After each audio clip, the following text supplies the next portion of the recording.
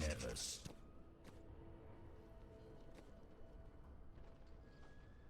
Stopped looking for Kanai's cube. Finally, I learned that they had entrusted it to a secret society of barbarians.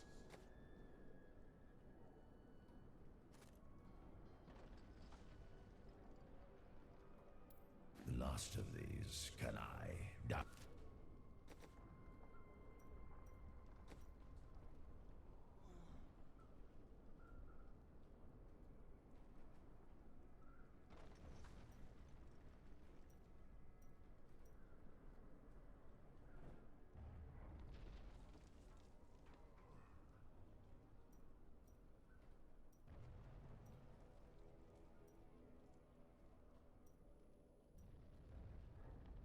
In Baal's invasion of Secheron. His spirit guards it still, and he is unlikely to give it to me. But I know someone who can impress even the mighty Kanai.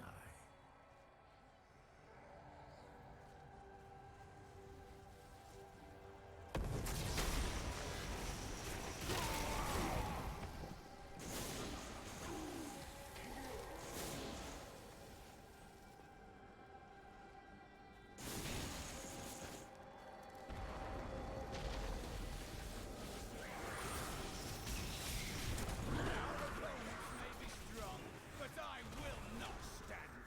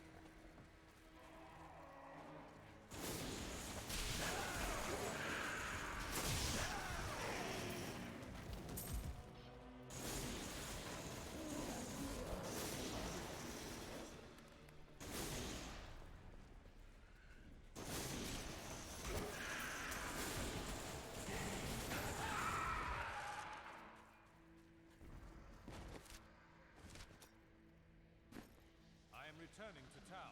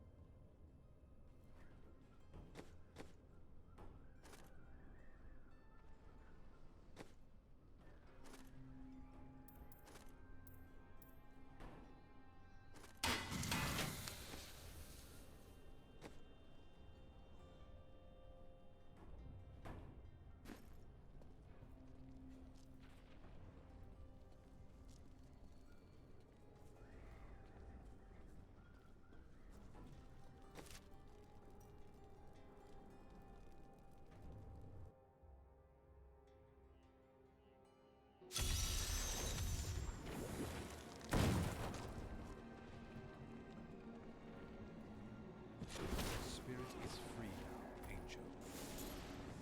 The Angelus Council is comprised of the 5 archangels who hold dominion over the high heavens.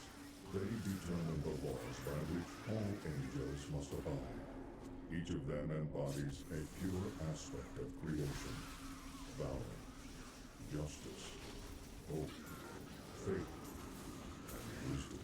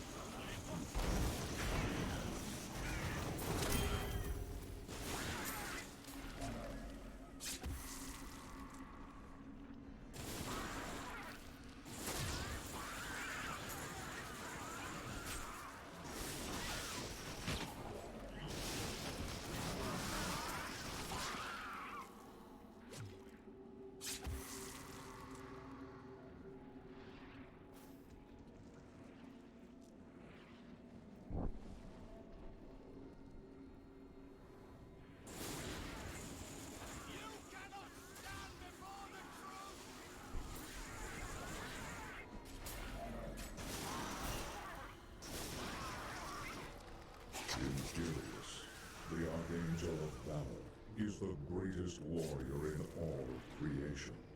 He revels in war and combat, and has led the hosts of heaven to innumerable victories. With Malthael's absence, it is Imperius who now rules over the Angelus Council, seeking always to defend the high heavens from any foe.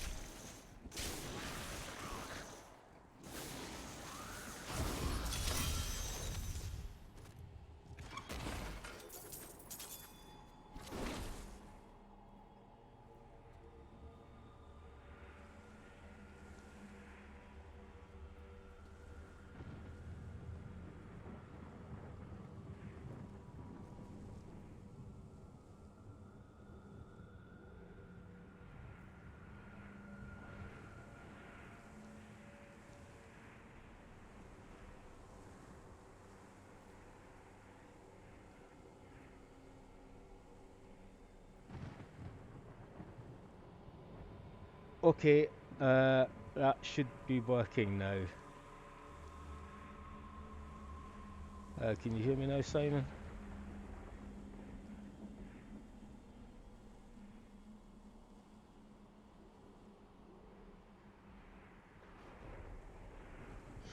Okay, right. Apologies to everyone watching. My microphone was not working properly for the last half hour or so. Uh, I thought I'd gotten all the settings fixed up and working, but I missed one little button.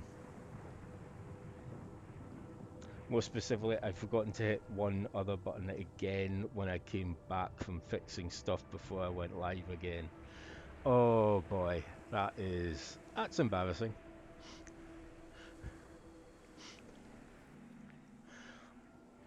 Okay, so we're currently level 56 with Tim. Okay,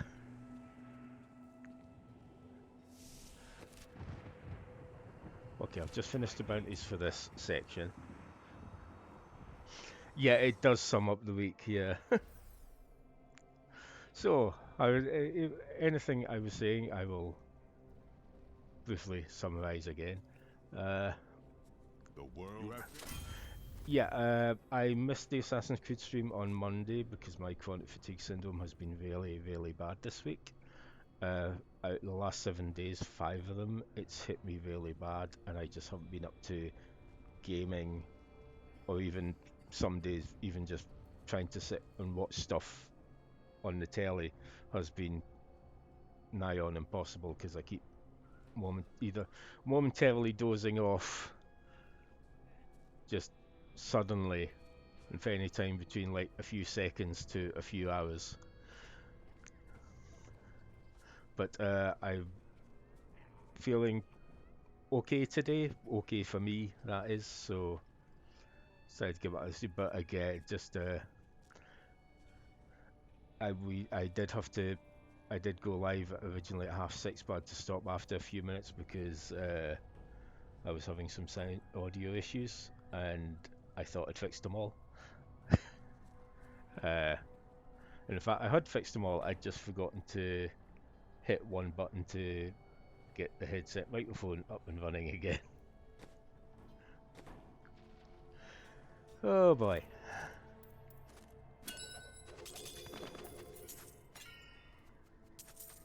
Can't carry more. But yes, when I export this to YouTube and even on the video on Twitch, I will put a warning that that you can't hear me for the first half hour because I'm in Egypt.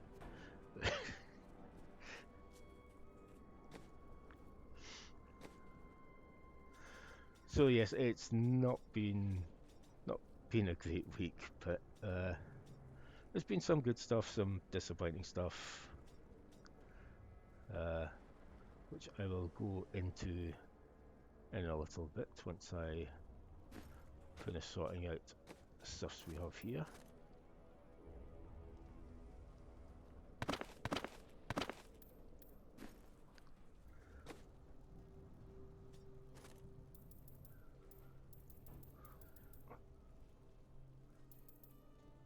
No, I still just got the singularity there.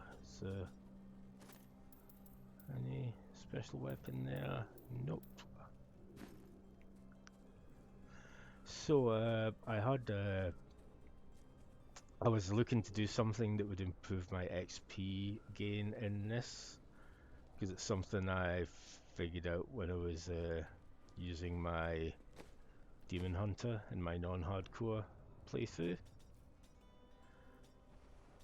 But it turned out I couldn't actually do that here because I didn't have the one legendary helmet that would let me do it.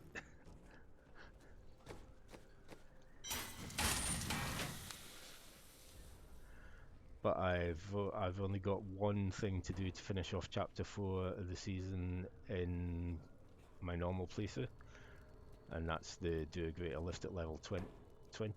And it turns out I've got 10 days to get that done. because the season doesn't end till the 21st of June, so I've got more time than I thought I would. I was kind of wanting to get it done by maybe about the 12th or 14th, because I reckon that's when the season was going to end. But no, I've got a week more than I thought I would, so that's good.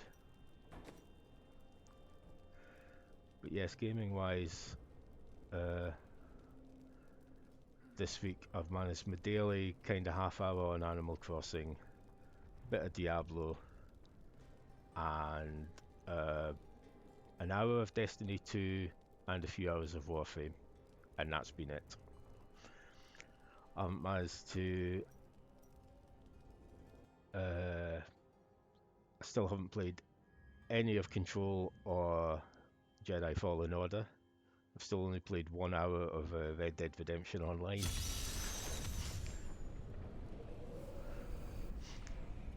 And again, massive thanks to Scott for sending me his copy of Control. Meant I just had to buy the season pass. Need more time. And the money I saved, a bit of it went on picking up Uncharted Lost Legacy. So I've now got the full Uncharted series, apart from the one that came out in the Vita, on my PS4, because I got 1 to 4 free with PS Plus. And the rest of the money saved went towards a big charity game bundle on itch.io. But when I bought it, had 700 items in it. A lot of games, some like assets for games like tile sets and graphics and music and bits, and some like PDFs of rule sets for tabletop games and tabletop RPGs. But over the last few days, more and more stuff got added to the bundle. So it's currently at something like 1,400 items.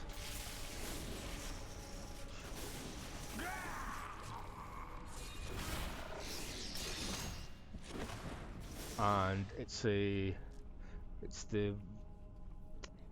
bundle for racial equality and justice on itch.io.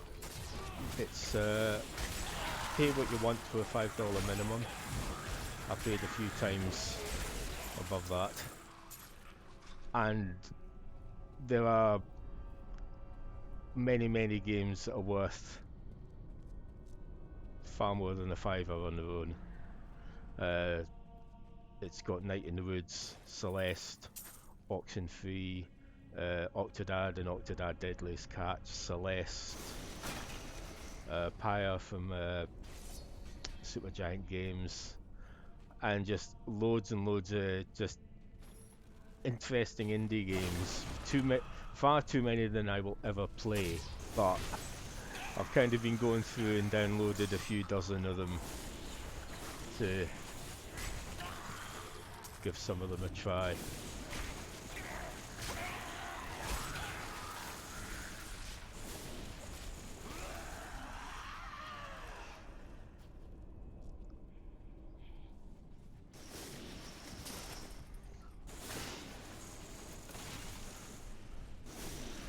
And so yes, Destiny 2. I have feelings about Destiny 2. I was making jokes beforehand about how we had no idea what the season was. It turns out, as a lot of people thought, it's because the new season kind of links into what's happening with the next expansion due in September, so they didn't want to give anything away. I was also making lots of jokes about can Erismon please stop touching things. I don't think what's happening in the next expansion is anything to do with her touching anything else, but as probably partly a reaction to the stuff she touched in the last expansion. But the presentation started off well, in that the trailer had the Exo Stranger in it, a character who we have not seen since the end of the original campaign for Destiny 1. And so instantly I'm like, ooh, okay, you've got my interest here. And then they mentioned, as well as the new zone in the new expansion, Europa, which of course anyone who's read or seen the movie 2010 will know all these worlds are yours except Europa attempt no landing there. So of course what's everyone doing in the trailer? Landing on Europa. I thought, oh, that's cool. And I said, oh, we're bringing the Cosmodrome back from Destiny 1. And I'm like, oh, yes! And, you know, I was happy and interested. And then they brought up the Destiny Vault. And I was instantly, I don't think I want to play your game anymore. And I kind of don't think I want to give you any more money. They basically say Destiny 2 has gotten too big for them to maintain everything. The amount of bug fixing and stuff they're having to do is kind of overwhelming them.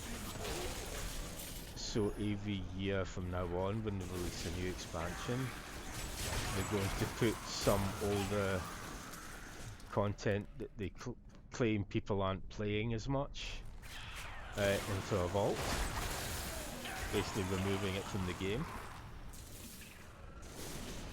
And the initial vaulting in September means we are losing 5 destinations from the game. We're getting 2 new ones and losing 5.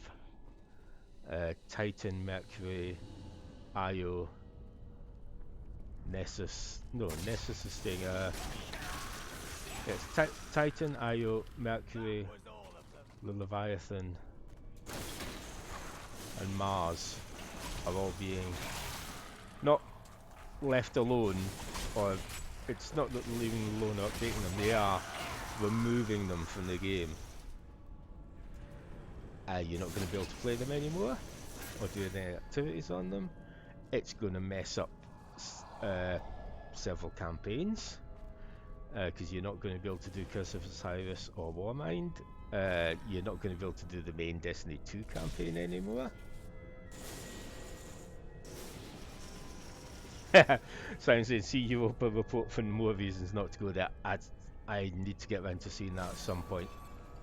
It's been on my watch list for about 4 or 5 years at this point. And if I'd been one of these people who came to Destiny 2 as a free-to-play game, this might not bother me as much, but the fact is I paid quite a decent amount of money to play this content that they are removing.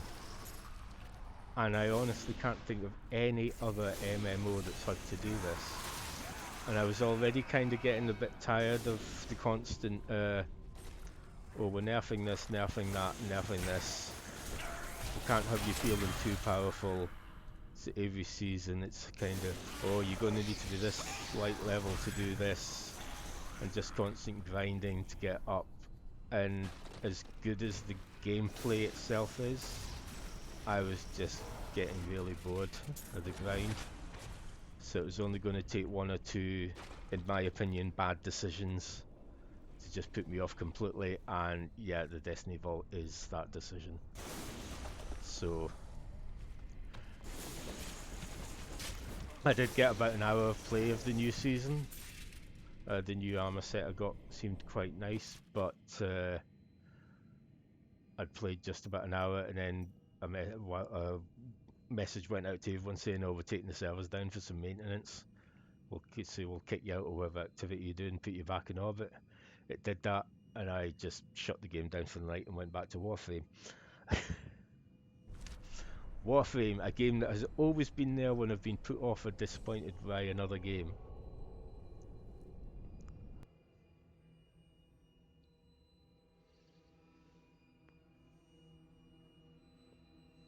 And unlike many people, I'm not going to have I'm not going to constantly harp on or have a massive go at Bungie for what they're doing. I'm just not going to be playing the game anymore. Going to find something else. And the thing is, I was already kind of preferring playing Borderlands 3 just because of the sheer randomness of the gun rolls in that game. And so I've got that to go back to, and I've got Warframe.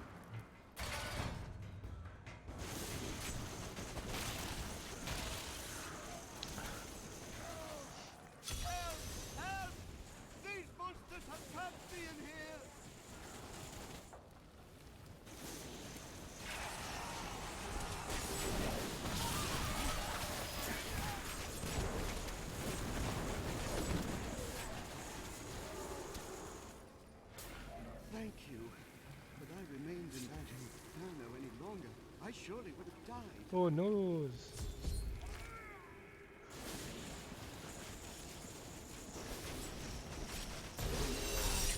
Yeah, look, that's him dealt with. Yeah, not for the first time. Warframe to the rescue.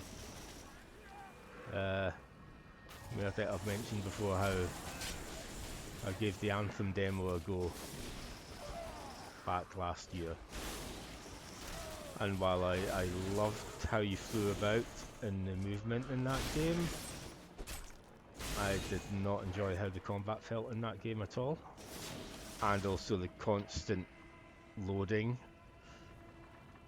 between areas and between zones, and sometimes it happened randomly because you were part of a party and one member of the party had entered the new zone, so it kind of instantly teleported you and loaded in stuff. So I know a lot of people did enjoy Anthem when it did come out, but the demo just put me off.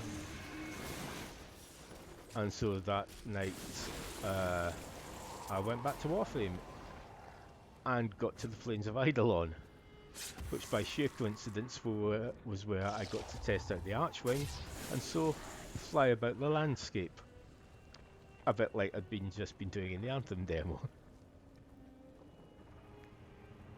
Yeah, as Simon's saying, you spot for choice these days. There's enough games without any rubbish, less likely for people to put up with it.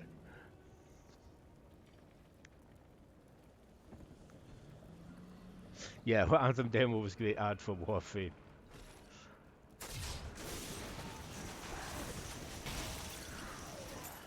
And every time I go back to Warframe, I seem to hit a point where something else opens up or something else awesome happens.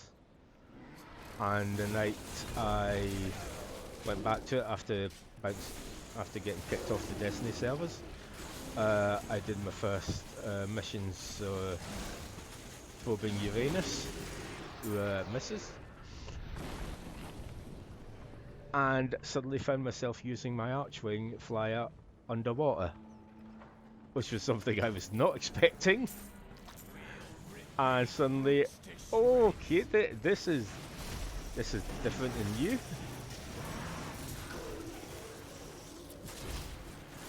And kind of almost feels like playing Descent a little bit.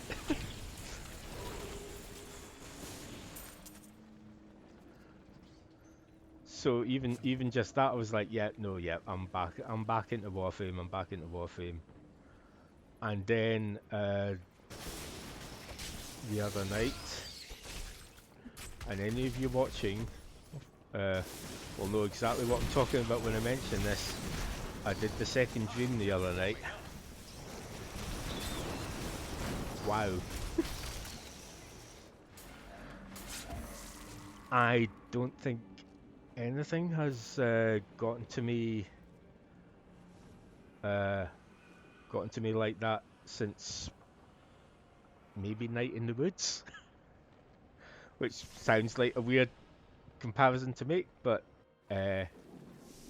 nope. It completely recontextualized the 70 hours I put in before that, and I can only imagine what it would have been like because this, I believe it was 3 years before the second dream got added to the main storyline in Warframe. I can only imagine how people who'd been playing it for like 3 years and hundreds of hours in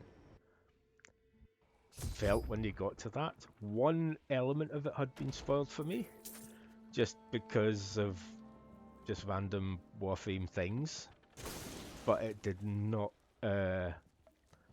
diminish the effectiveness of that quest line at all. And even quite apart from just the big thing that happens, there's a couple of other things, and it's like, I'll look out a window at something and I'm like, wait, what?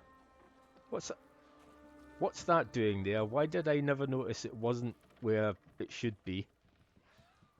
I've been playing this game for 70 hours and never noticed. Again, I am not saying any specifics, but any of you who have played the game will know exactly what I'm on. Who've played the second Dream quest line will know exactly what I'm talking about.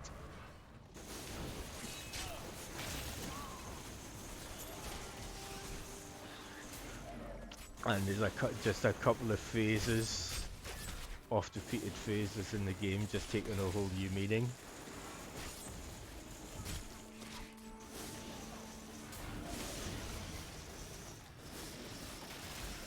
And it is also just coincidental that, yeah, the same week the new Destiny season gets announced, the latest update to Warframe happens the same week on PC. So it was like, well, if I don't... So I was already kind of like, well, if I don't like this new season of Destiny, there's going to be some new Warframe stuff soon. Yeah, that'll be on consoles hopefully in the next few weeks, and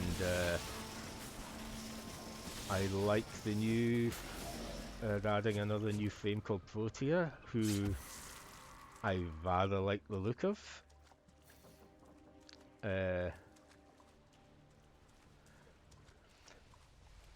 She's got like a remote flying turret as one of her powers, and her ultimate is kind of like Tracer's Rewind in Overwatch. Except it also can also store the damage that you take in, and then launches the damage back out when you do the rewind.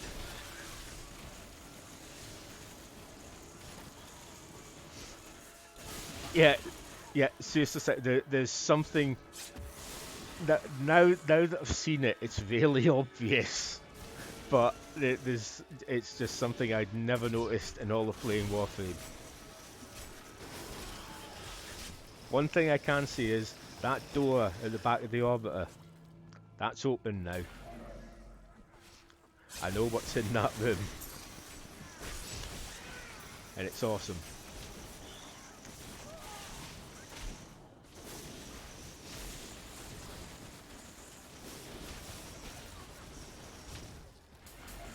And also, thanks to...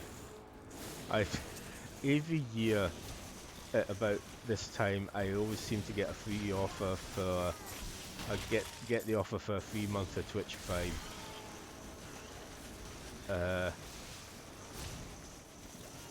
I've gotten a free Warframe out of it before. I think it was Trinity Prime I got. Yeah, I got Ember Prime free. So I've now got about... I've got 11 Warframes I think at the moment. 3 of them are at max level. So I've still got 8 or 9 to kind of level up at some point.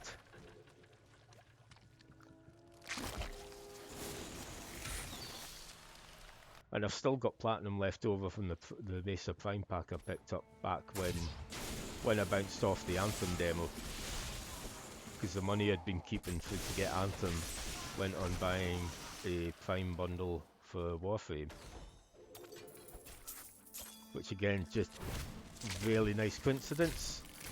Happened to be that the most recent Prime frame they'd released as a month to buy was the one I was kind of aiming to get in the game. because I just really liked how they played. And the Prime version of Mesa looks absolutely awesome, like some I'm carrying too wild much. cyborg space cowgirl.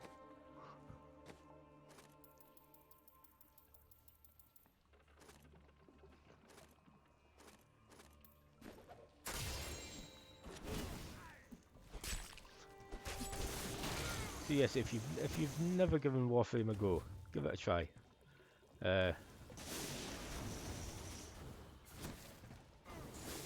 It's on PS4, Xbox One, PC, Switch. Switch version is perfectly good. It runs at a lower frame rate, but I did give it a quick go, and yep, seemed perfectly fine to play.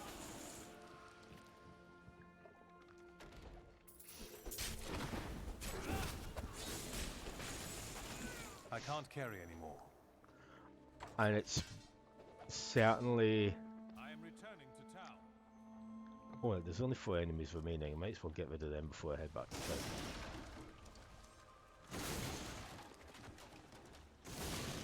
town. And it's one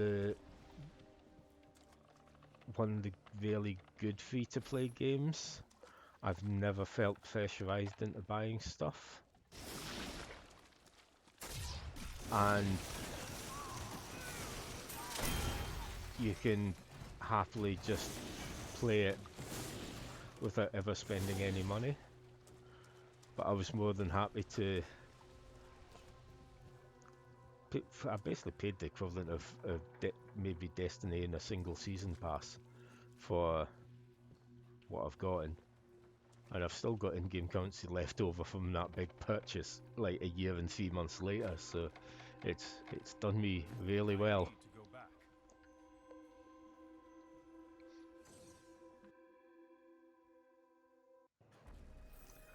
I think I think I've built Gara. Hold on, I'll check. I wonder if the Warframe app actually... I have to switch my glasses for a second.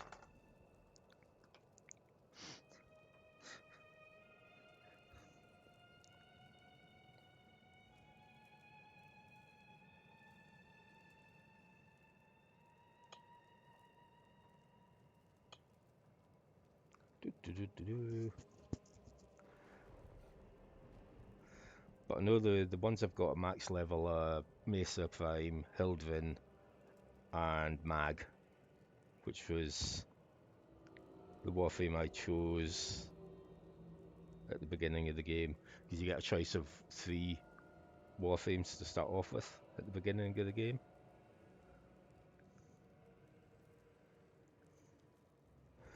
And they're certainly not rubbish frames or anything, because Mag, if I hadn't bought a Mesa Prime, I would probably still be using Mag as my main.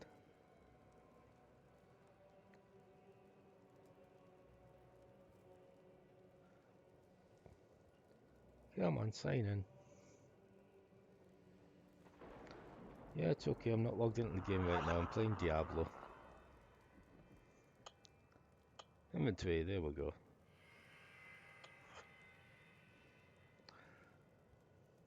So yeah, I've currently got Ember, Excalibur, Hildvin, Mag, Mesa Prime, Mirage, Necros Prime, Octavia, Trinity Prime, Valkyria, Vauban, and Wisp. And at least 3 of those I've gotten free through things like Twitch Prime or other offers and just promotions. And the others I've bought using the in-game currency quite often. There's a thing, you get a daily login bonus in Warframe, and sometimes that'll be a 50% or 75% voucher off the next thing you buy off the market. So more often than not, if I get one of those, if I've got some free slots for frames, I will buy a Warframe cheap, knowing that eventually I'll get round to leveling them. So yeah, I've a feeling of Gara. I think I've got the blueprint for, I don't have all the bits to build them yet. Because yeah, you can buy new frames or you can buy the blueprints, which you can buy using just the credits that the game uses for most of the stuff. It's not the currency you can buy, it's the one you just get through doing stuff. You can buy the blueprints, and then if you can manage to get all the blueprints and the materials together, you can just build the warframes, which does take a decent amount of grinding, but not too bad, because I think I've built 2 just through picking up bits and eventually just building them.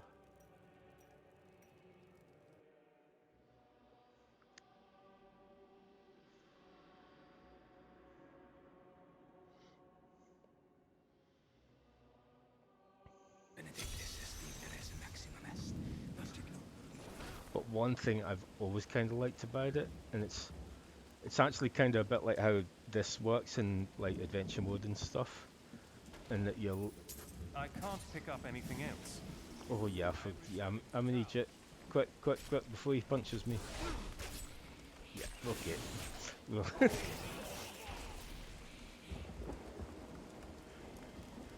Yeah, I forgot to salvage all this stuff I don't need.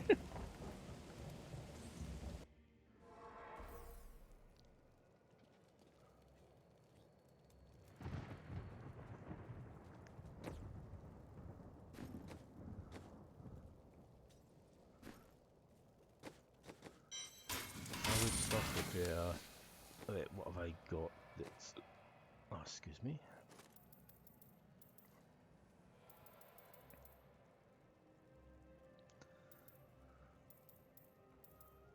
Okay, don't really have any interesting new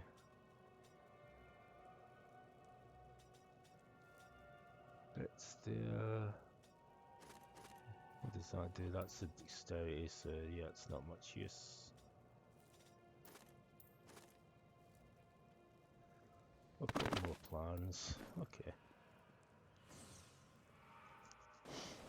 Yeah, as I said, one of the things I really like about Warframe is that you progress through the actual storyline of the game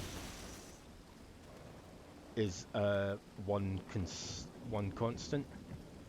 You can switch between Warframes as often as you want, but it doesn't reset your progress through the quests in the storyline.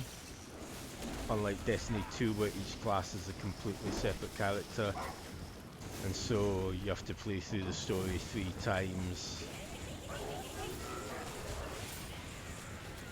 which can, depending on which part of Destiny 2 you're playing, can be a real slog, or it can be a lot of fun.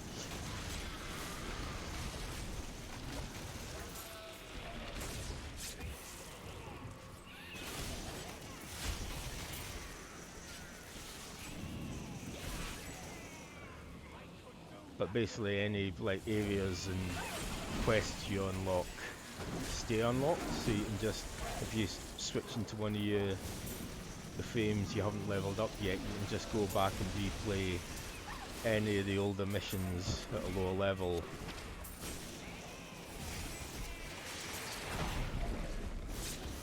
There's a lot of a lot of scope for just messing about, which I enjoy.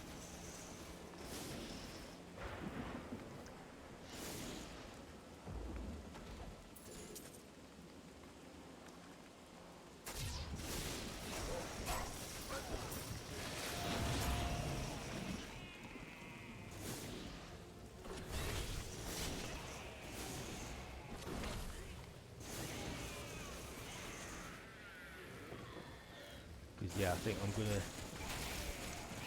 be taking a little break from the main storyline in Warframe for a bit, and going back and leveling a couple of my newer frames. I want to mess about with Wisp, because Wisp was interesting.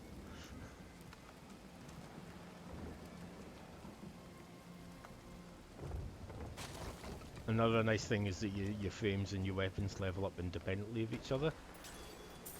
So if you've got like a rank 1 warframe, you can give them like rank 30 weapons. So you can go into missions at a considerably higher level than your warframe is, and use them to level up.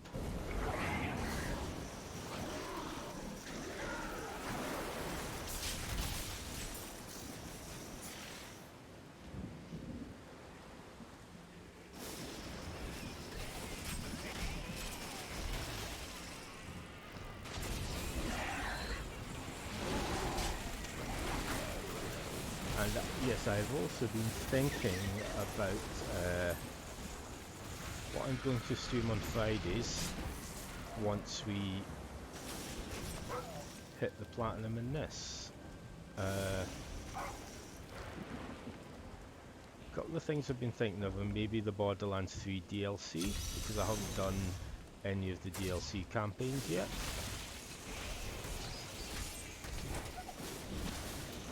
But I would want to maybe check exactly how long they are before starting one of those. Because the third DLC campaign comes out before the end of the month as well, and looks a lot of fun. But another I was thinking of, despite having not finished the main game yet, is the Moon Crash DLC for free, which has an absolutely awesome trailer introducing it.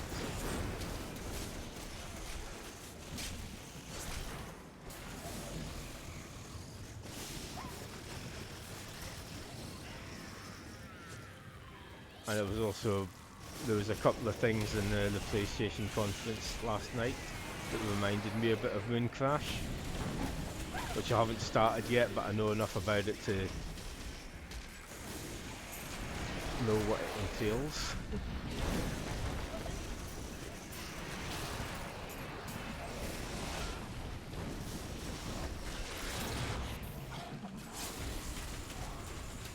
But we'll see. I might just end up just streaming random bits and pieces, indie stuff for a week or two before deciding exactly on the next thing to dive into.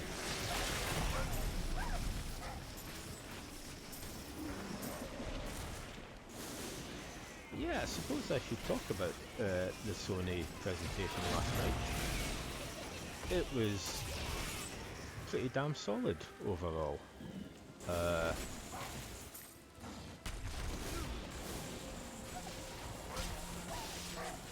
Not to have a go at Microsoft or anything, but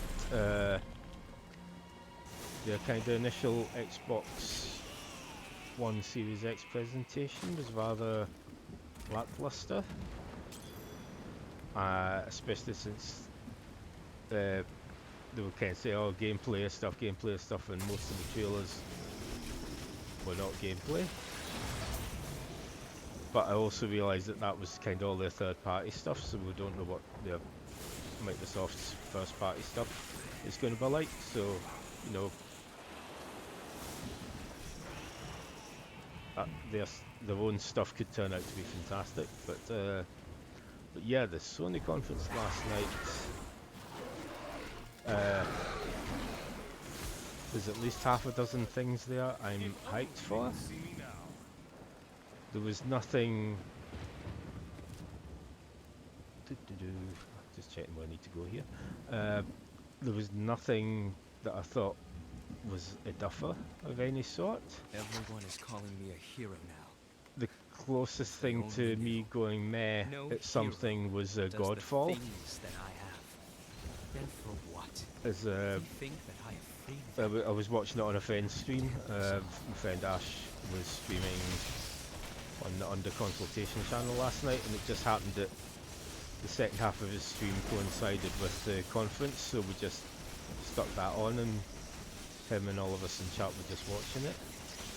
But I did mention in the chat there that if I didn't already if I didn't already know this was Godfall, I would have assumed this was some sort of update for Warframe, because that's kind of just what it looks like. And yeah, it's a big concept. I've seen the size comparisons now. What one official news story did describe it as a chonky boy.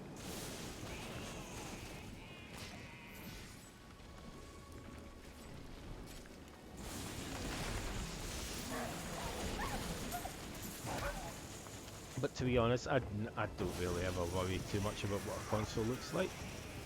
But I do quite like the look of the PS5.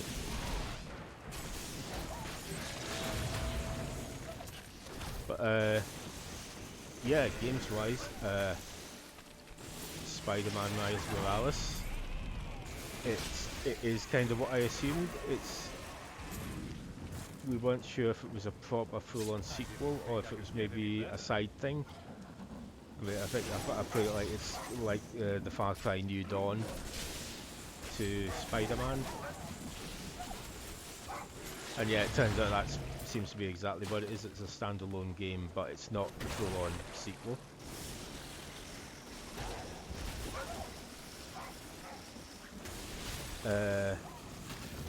Housemarque's new game looks really interesting. It's a bit of a departure for them because they've mainly done like the arcade shoot 'em up stuff, like Resogun, Super Stardust, Matterfall, and Nex Machina, all absolutely awesome games. But I know they'd had a few projects cancelled and stuff they were working on.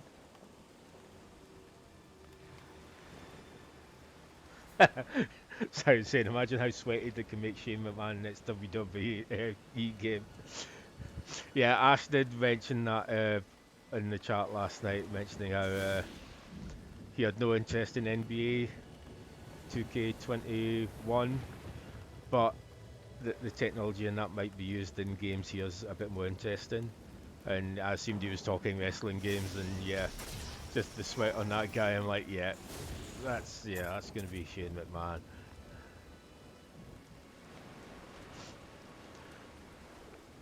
But yeah, Housemarque's game, Returnal.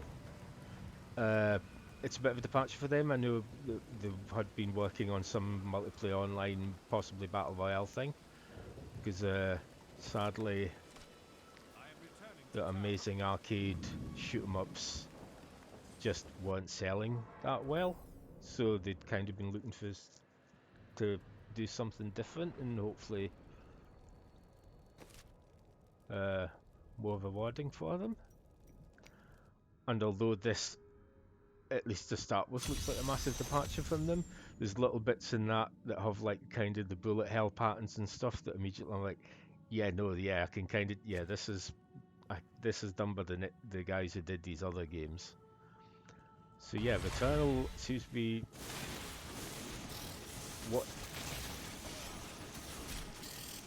a third-person shooter, but it's also a roguelike. Oh, excuse me.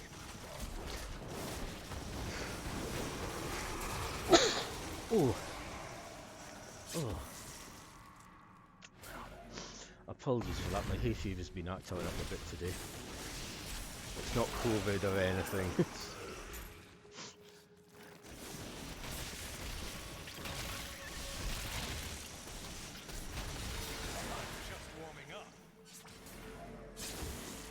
Yeah, that looked good. Then Ghostwire Tokyo. I was so happy to see that, and so happy that it is looking pretty awesome. There were some, including me, who were maybe a bit worried because since the legendary, it's spooky presentation at E3 last year, we hadn't seen or heard anything else, and also that Kumi Nakamura had left Tango Gameworks for whatever reasons. And so I think some people were worrying it had maybe been cancelled. But no, here's Uncle Shinji with some more scary stories first. And yeah, I was surprised it's first person. I was not expecting that. And it kind of looks like What If Bioshock, but Tokyo. And using a lot of like Japanese yokai and yuri, like ghosts and monsters.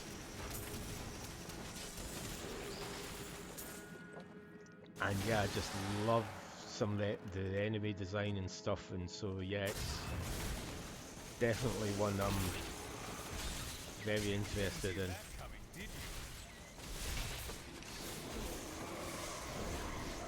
Yeah, and I've seen Evil Within 2 with a cracky. I've not played either of the Evil Withins. That's more because of just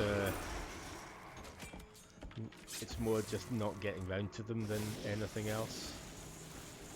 As I mentioned before, one of the most annoying things with having chronic fatigue is the amount of hours it just takes up out of what you could be spending playing games or watching TV or movies.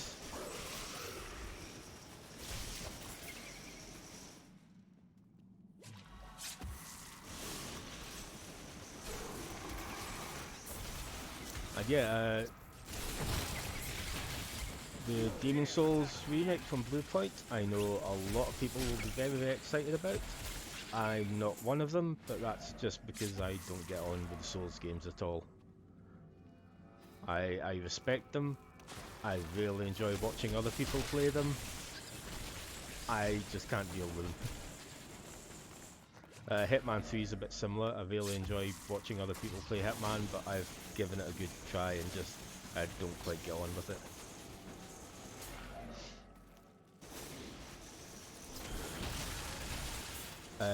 Deathloop from Arcane.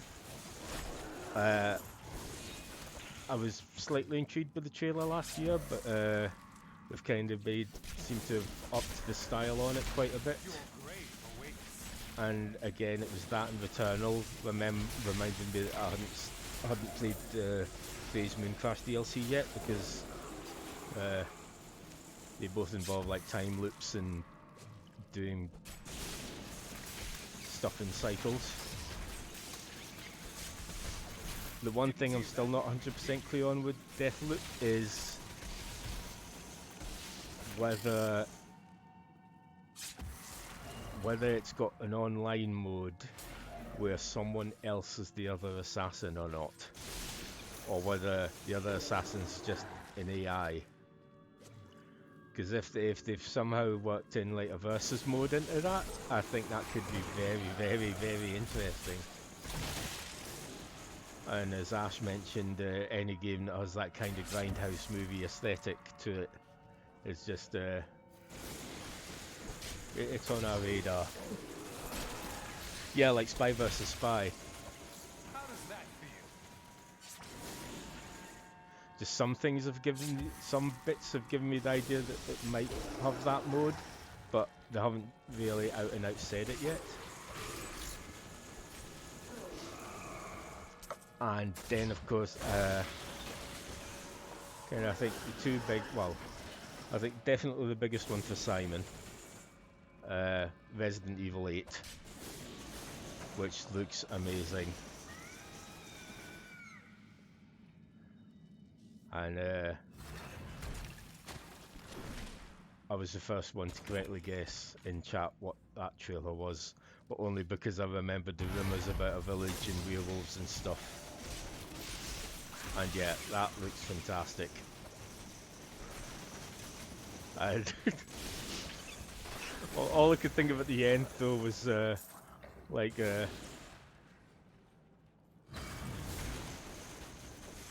old wrestling thing. Why, Sean? Why?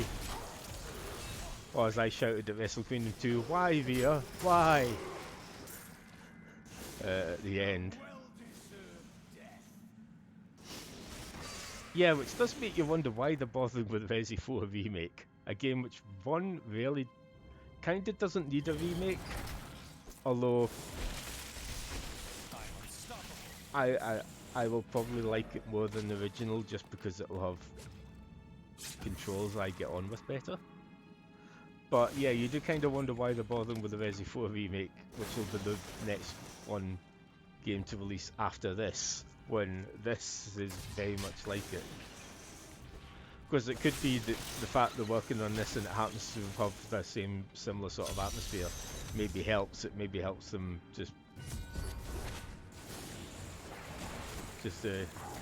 use some ideas and tech between the two of them.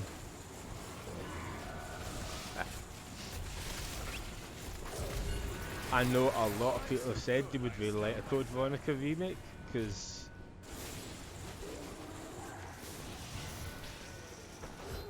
it is kind of difficult to play that one nowadays.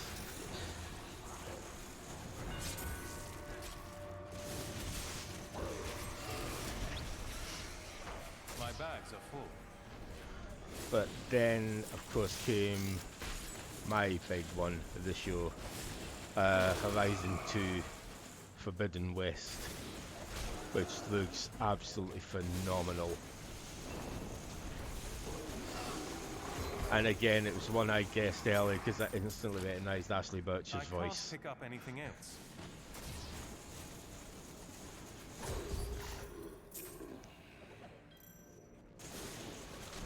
But yeah, I've still to finish Horizon Zero Dawn, but I've put about 30 hours into it. But Too much. it's one of those kind of open worldy games that I've spent a huge and ridiculous amount of time messing about in rather than getting on with the main quest, because I'm enjoying the world and the combat so much. Because it is just a fantastic. I mean, it's cliche to say a game is like this crossed with this, but yeah, Horizon Zero Dawn is very much the Tomb Raider reboot crossed with Monster Hunter, crossed with Zoids. It's one of the very few games that's gotten close to the feel of fighting a monster in Monster Hunter. When I played a considerable number of other hunting games, like the two Tokiden games, God Eater 1 and 2 in the Resurrection and Burst versions. Oh no, the Resurrection and Rage Burst, I think is the subtitle for the second one. And Attack on Titan, and none of them have really gotten the feel of fighting a big creature as good as Monster Hunter has had it.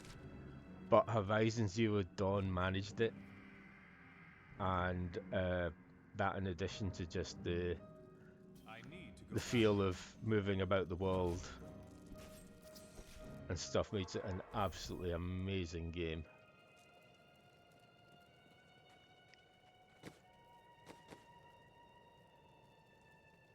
Right, I should check if there's anything I can actually upgrade to in my inventory. I do have a couple of new hats, but none of them are as good.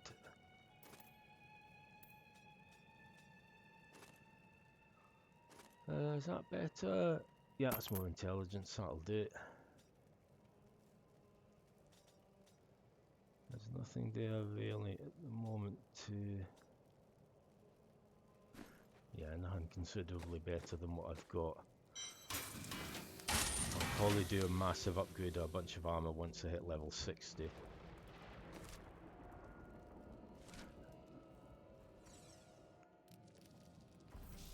I'll just pause a second just while I grab a quick drink.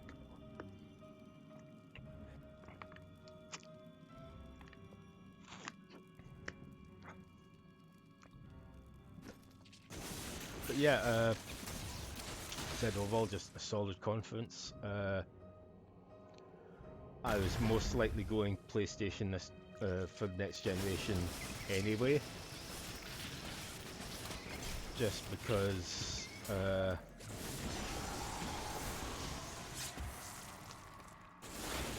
there's more stuff comes out on PlayStation that doesn't come out on Xbox One than the other way around. And really I can count the number of games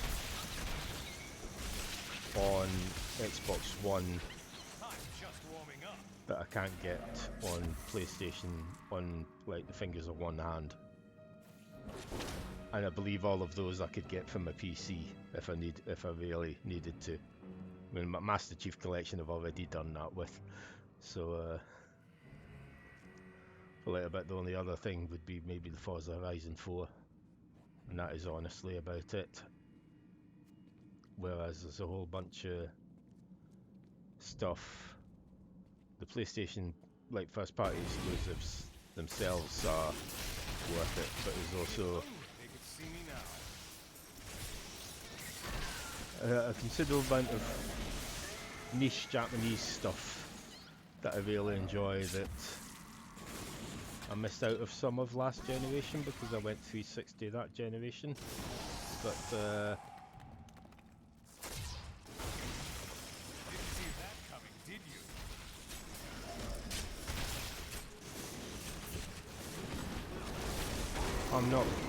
I'm not one for console wars at all. Basically, play your games on whatever you want to play them on. I mean, back in the day, like,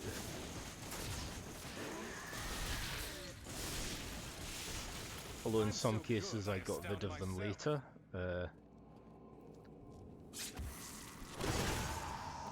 I did have a PlayStation and a Saturn. I stupidly got rid of the Saturn, which is probably one of the stupidest decisions I've made in my entire life. The generation after that, I had the Xbox big boy, PlayStation 2 and the GameCube. So I wasn't missing out, I had all three.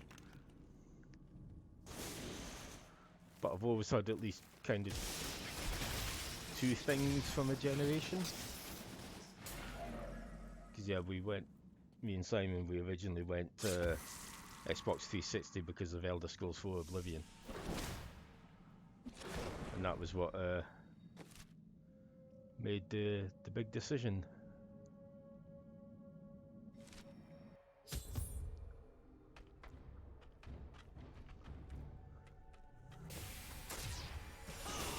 And I'll be honest, never regretted making that decision. There were a few PlayStation exclusives we never got to play, but the majority of them I've gotten on PlayStation 4.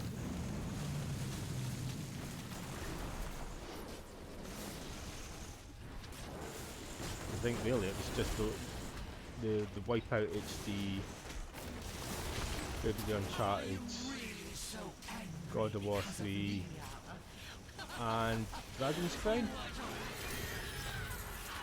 And I've got all of those on the PS4 now. I have done what I can to ensure it. He always finds a way. Yeah, it was a few years later, but I've got them. Hearts, you know this. I am returning to town.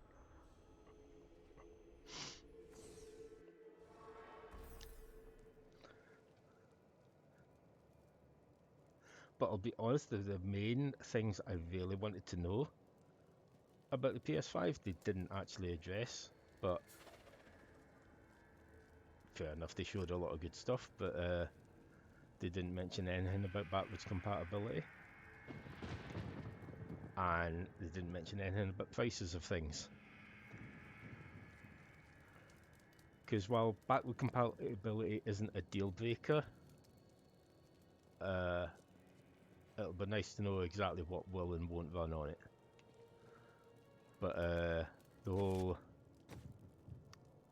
storage question, I basically need to know how much the console is going to be and how much the expandable storage is going to be on it, because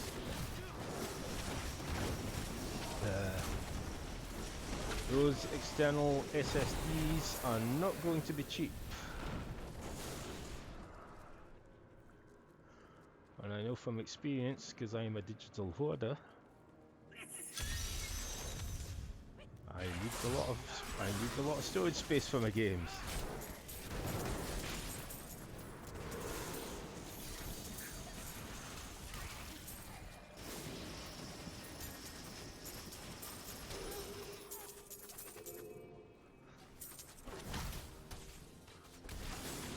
Like my 4TB external is already almost full. There's about 200 gig left on it. But true, there's some games, once I get around to completing them, I'll be able to take off, so I'll be able to clear a good... I'm going to be able to clear at least a 300 gig for stuff off that sometime over the summer.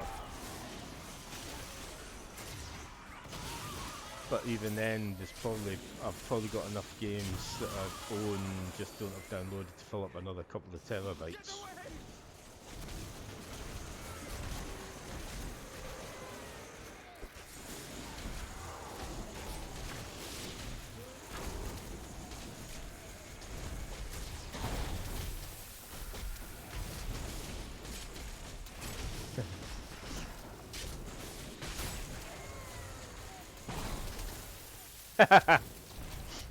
I did laugh at the CEO Council I one about sorry for the delay in showing you this, but it's because we suddenly remembered we needed to put a disk drive in, but I couldn't figure out where to put it.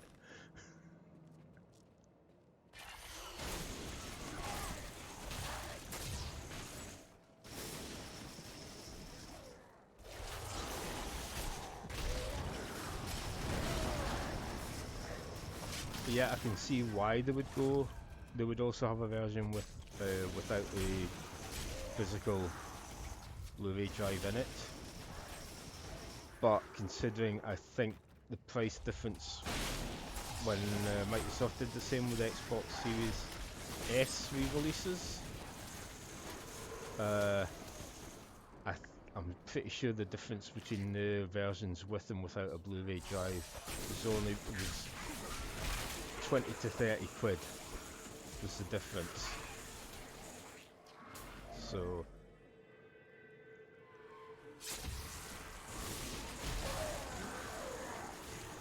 unless the price difference is considerably bigger than that, yeah, I can't see me going with the all digital one. Even though I literally only own 3 games on disc that I don't have digitally at the moment.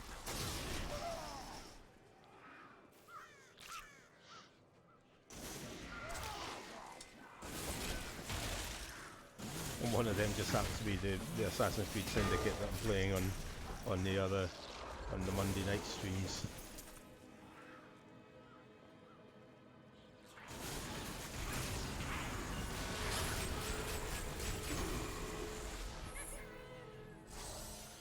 It is really just that, Lara Croft in the Tomb of Osiris, and the copy of Control Scott sent me.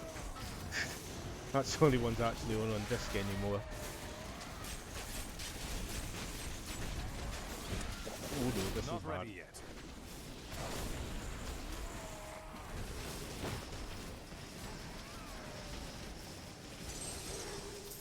I hate the beams.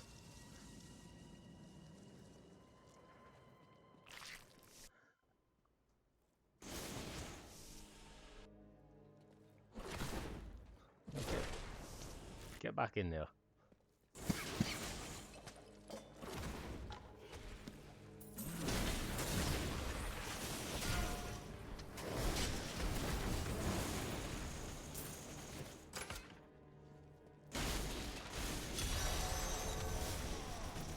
Yeah, it's always worth doing the little side things just for some decent amounts of XP while we're doing this.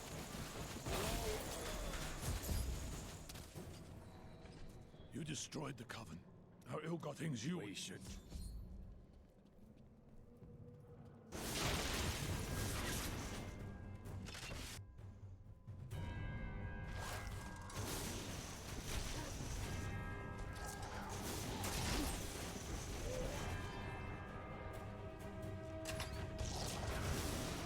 I mean, this generation, while I've got PS4, Switch, and as of a few months ago, my PC is now a viable gaming platform for the first time in 15 years.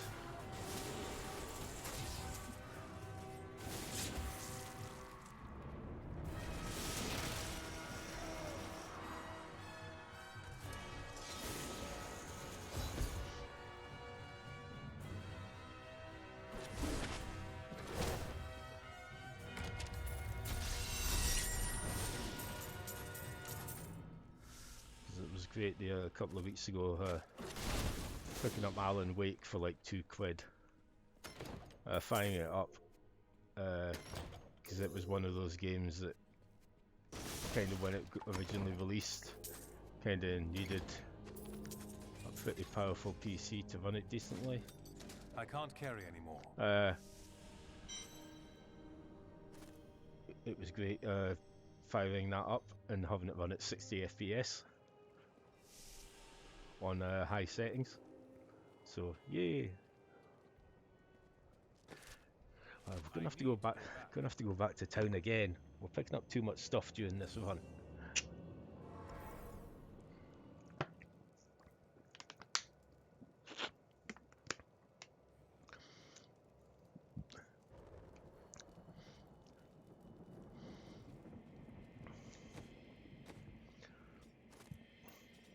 Yeah, and getting the PC I'm using to stream on did not turn out that expensive either. It was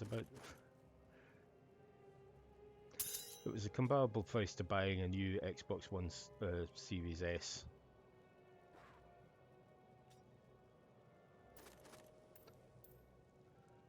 And in all honesty, has about the same power as an Xbox One S.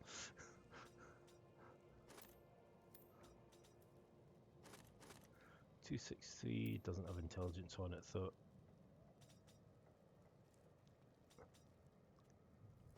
Well, that's not got intelligence on it either. All this armor that's only got vitality on it.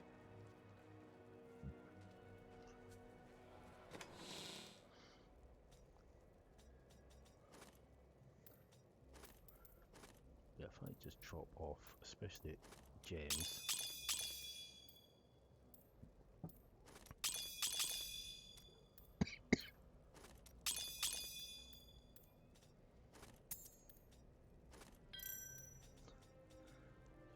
Some of the stuff I am not actually I can probably just salvage that.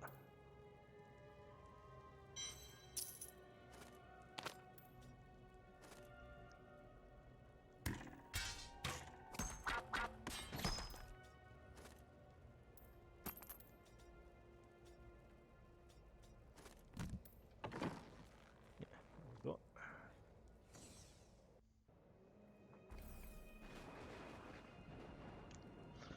Yeah, it was just buy a cheap refurb PC for about 140 quid. Stick a GeForce,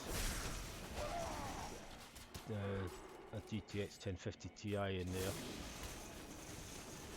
and a hard drive I had lying around the house, and Bob's your uncle.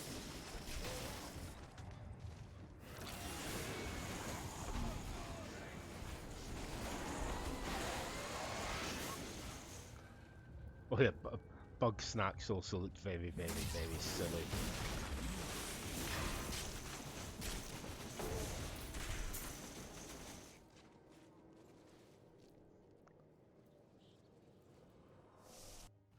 And it was I was instantly sold the moment we had the Australian walrus, or seal. I'm just warming up.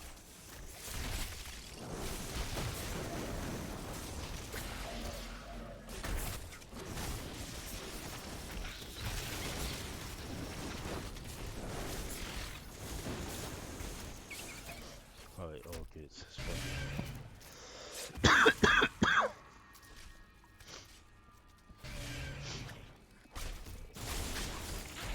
I'm unstoppable.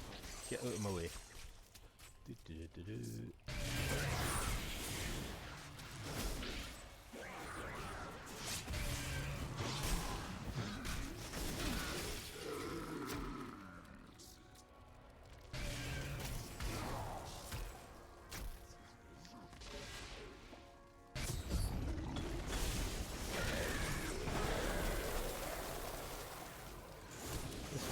Thank you.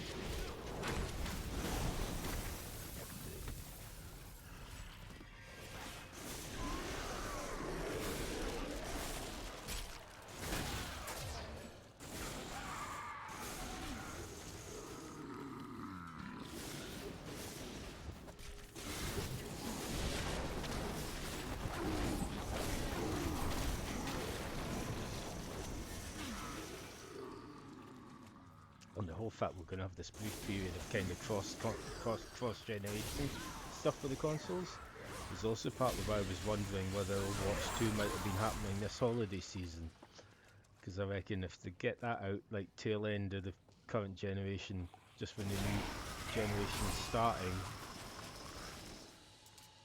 and you know, maybe have some sort of upgrade option. That's going to be another thing, waiting to see what happens with different companies regarding upgrading your PS4 versions to PS5 versions.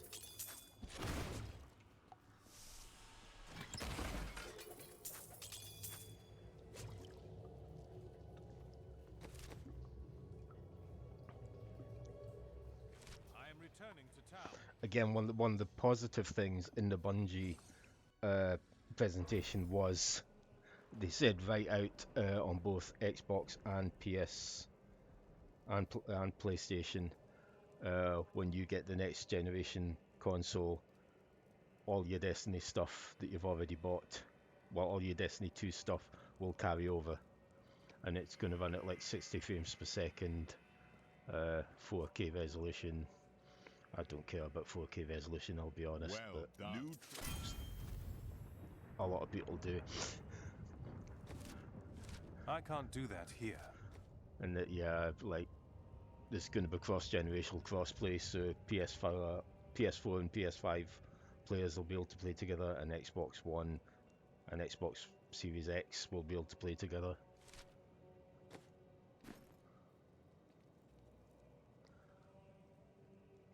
But I think it's very much, it sounds like it's very much, at least on PlayStation, going to be a company by company decision. And that Microsoft at least have that smart delivery option already kind of built in to how they are doing things that companies can make use of.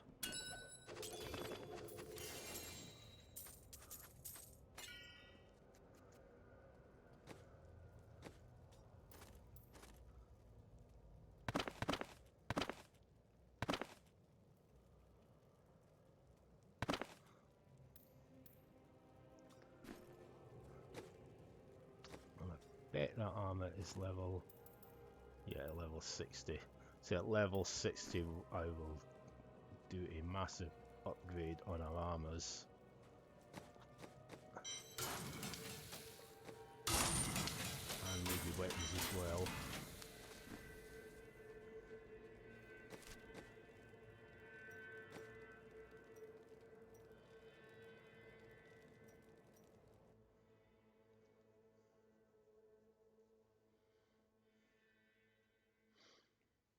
The other thing that struck me about the Sony presentation was there was quite a lot of different styles of things. It didn't all look the same. And also not a Call of Duty in sight. In fact, not any drab brown and grey military shooters to be seen at all.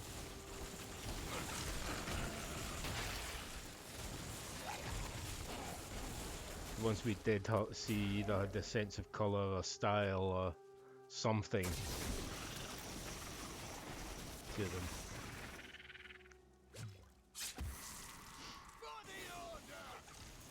And I will be, I don't know if we'll be watching it live, but it's the PC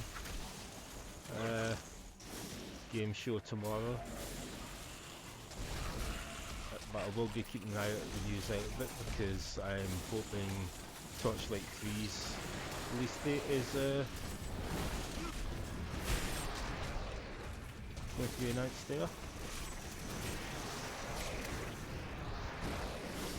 And also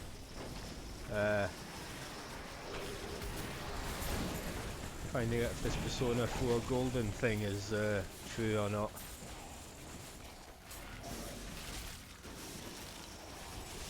Yesterday I found entries for Persona 4 Golden for PC.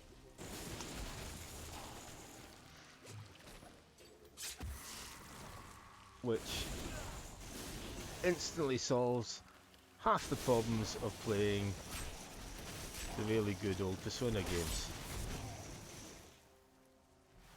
That's a bit disingenuous saying that actually.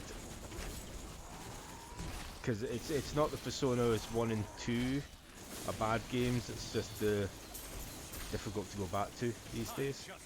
But usually when I'm asked about playing other Persona games, it's people who discovered Persona through 5 and want to play 3 and 4.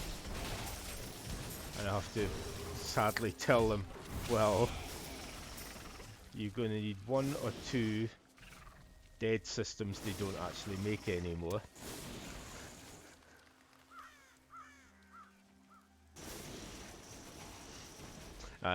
Sounds saying we'll only be bothered about 4K when he's actually got a 4K telly. Even then, it's like also what Ultra Blu-ray. I'm like, but Blu-ray and what I'm playing now, the resolution is 5. I don't have any issues with it at all. 1080p anti-aliased just looks perfect to me.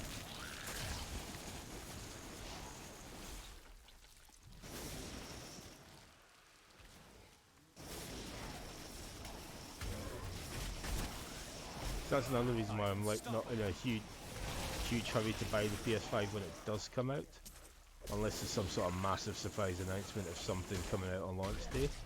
That is because, again, partly due to my fatigue issues, I have about a 2-year backlog of stuff I could keep playing on PS4.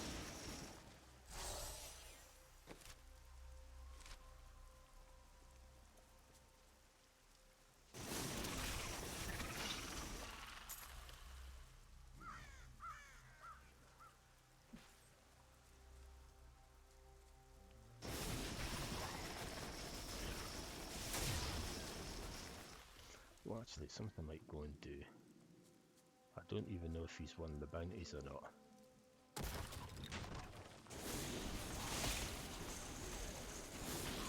I will go and have a wee go at the Skeleton King. I'm pretty sure he drops the legendary helmet that I could kind of do with right now.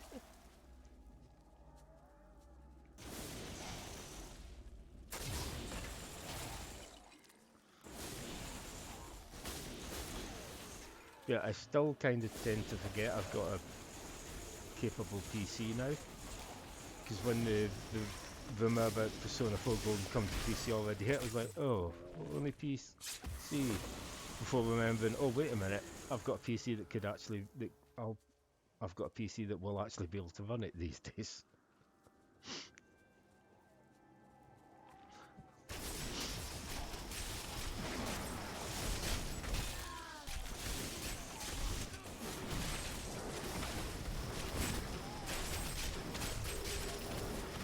If you'd like to get out of here and over Still there, waiting. please.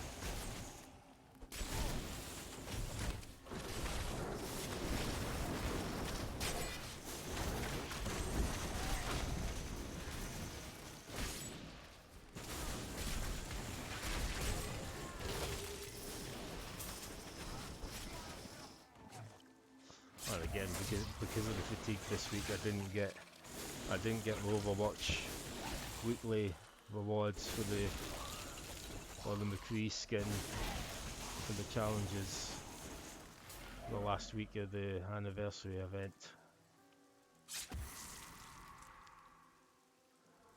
But that is me done with Overwatch probably until the next Vol that's a PvE Vol. I will always go back when there's a PvE Vol happening, but there'll be weeks or months in between.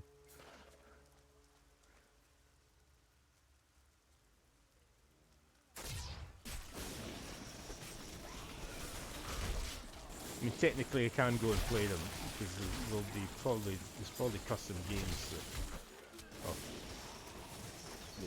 maybe use them. I don't know, I've never actually checked, but they wouldn't count towards my weekly wins or my XP or anything, so.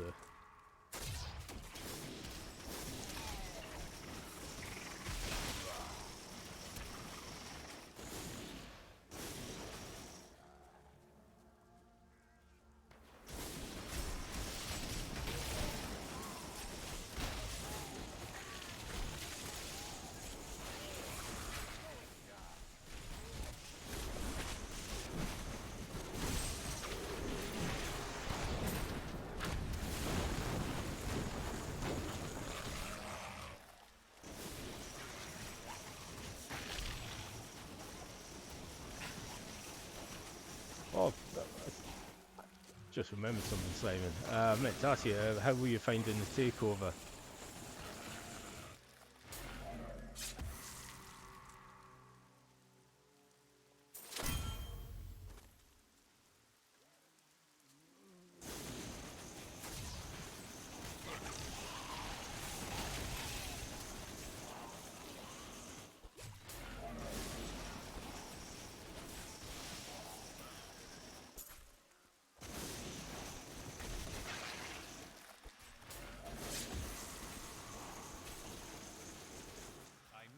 Back.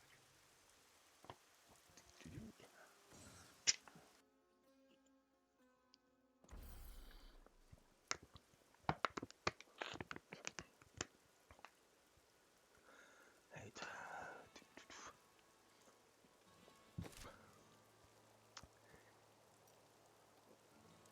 Skeleton King is not one of the bounties.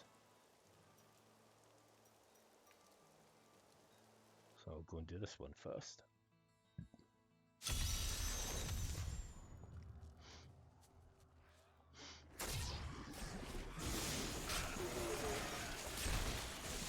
Ah, cool. So I was asking Simon if I knew he'd bought the takeover on the new beat 'em up on the Switch. Just, he's saying it's cool and different enough from Streets of Rage 4. I'll be picking that up at the end of the month then.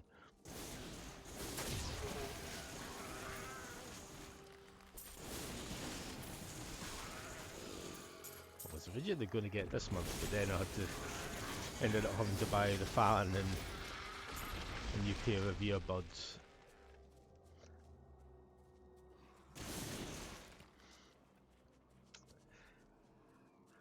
Yes, I bought, because this headset I'm wearing just now is fantastic. The sound is great, they're really comfy, but they're not great for lying in bed or when I'm having a fatigue day and lying on the sofa watching stuff. So I always have small earphones for that. I bought a new pair no more than 6 weeks ago, and they've already developed a fault. And unfortunately, because of how I got them, it was through Argos mail order, so I'm going to have to wait for them to either have to send them back or they pick them up, and then either wait for a replacement or a refund, so that's going to take a while. So I was like, well, I'm just going to have to buy a new set. So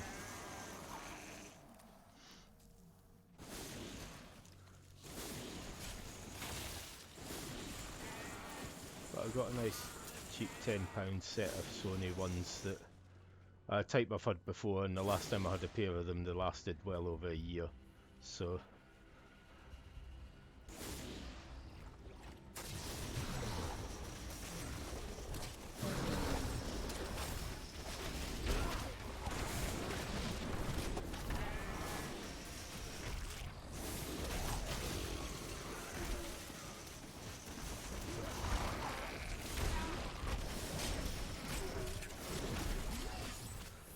another thing was the ones I bought 6 weeks ago I had to buy because although the ones I had were still under like a year's guarantee, because all the shops are closed, I couldn't actually take them back and get a refund because Steve Cavino.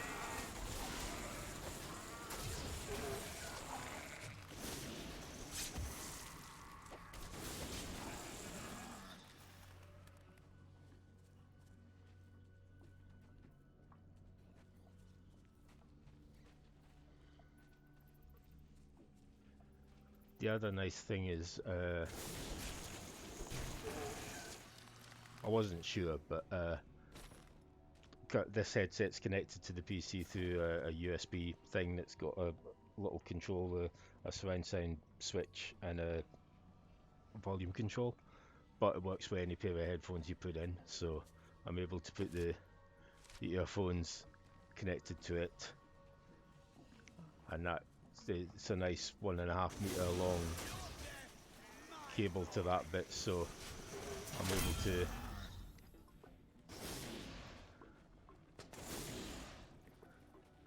use the earphones with the PC, no problem now. The only things I can't use them on easily is the switch, but that I'll have a big 3 meter long cable I plug in at the back of the telly if I'm using that late at night. Because more often than not, even like kind of early evening, I'll be playing games on headphones, because when I originally moved into this flat, I was told that the person who lived in the flat below me at that time, it's different people now, but the person who lived there at the time had gotten into trouble from the council on at least 2 occasions for playing Call of Duty very loud at 3 o'clock in the morning.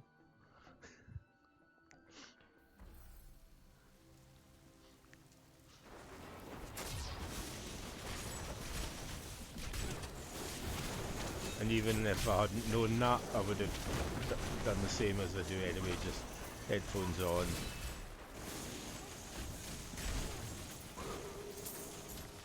They should have run when they had the chance. So I'm a nice neighbour, I don't want to annoy you or disturb you at all.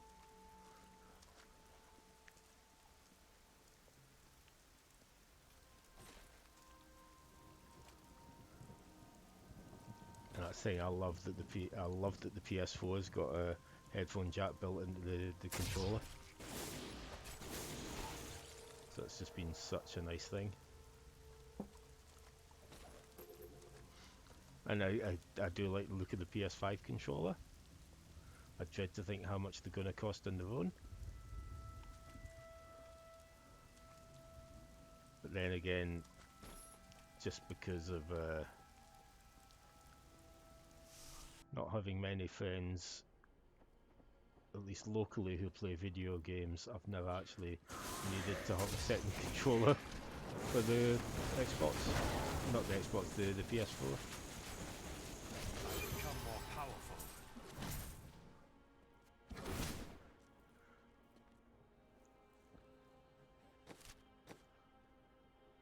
I am returning. And before lockdown, well, I would just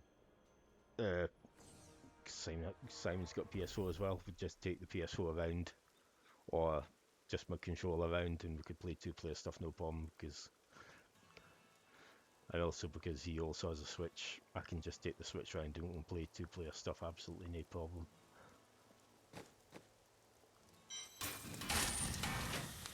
Right, we are going to build some stuff now. Is this a staff? No, it's a wand. Ooh. see how much damage this gives us. Quite a lot.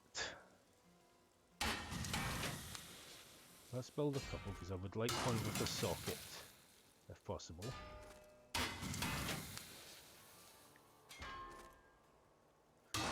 One more. Oh, none with a socket. Oh well. Let's go for some armor.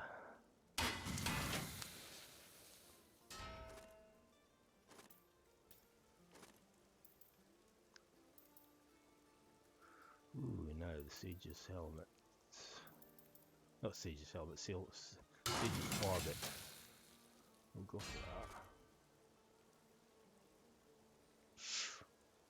I really want it with a socket though. Oh, I hate when this happens.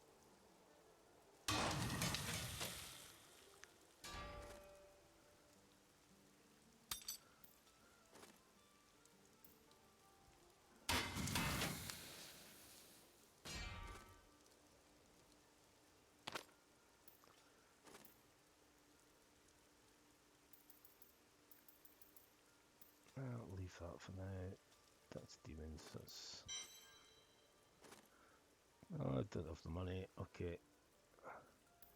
Well, what I'll do. No. That was not what I wanted to do at that point.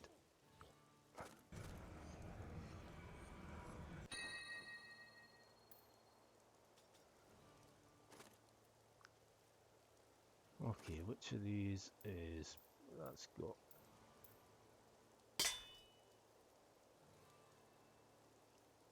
Yeah, that'll do. Let's see if we can get a socket in that.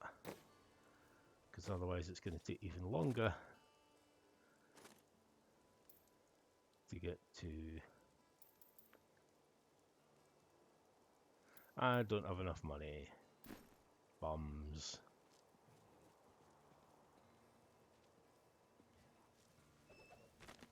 My dearest Heydrich, do not feel despair, my love.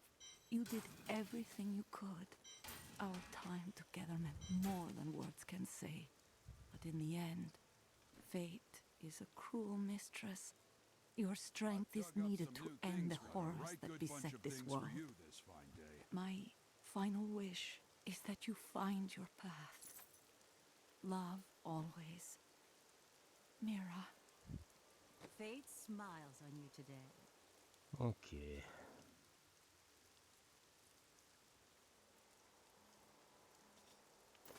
No, still want to try and get.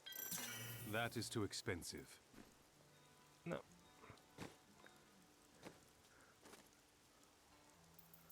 What was I suppose by any chance you've got and. Well, right, yeah, I'll ought to level him up soon as well. But anyway. We shall go and take on the Skellington King.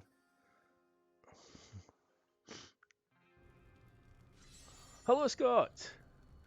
Thought the PS5 reveal was really solid. There's at least half a dozen things there I'm really interested in. And nothing... A couple of things... There's a few things that were not for me, but... Well, like, yeah, no, that's good stuff, but not for me. A couple of things that made me go, huh, but no actual duffers in the whole thing.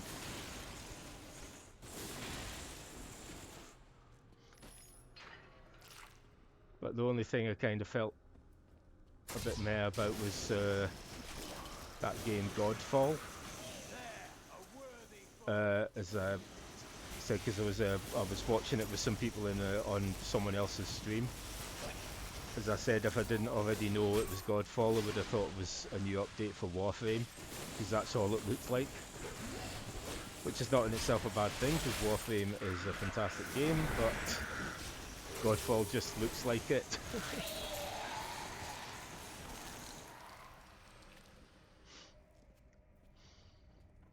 Yeah, Resident Evil 8 looks fantastic. Excited by the new Spider-Man spin-off game. The new Housemarque game Returnal I thought looked really interesting. mentioned there, the Super Stardust Next Machina guys, and I knew they were going to be doing something a bit different. And although Returnal looks really different, you could still kind of tell there was some of that Housemarque stuff in there with just the bullet hell patterns and things.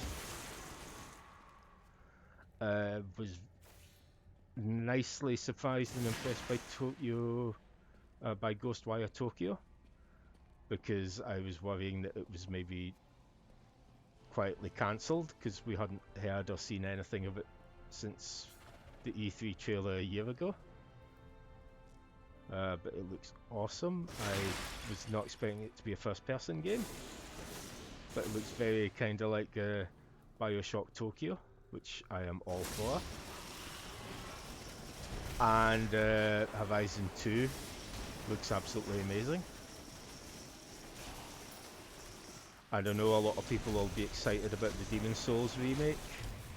I'm not, just because I don't get on with the Souls games, but I'm glad it's happening. And I know Bluepoint are a good team, so we'll be doing good work on it.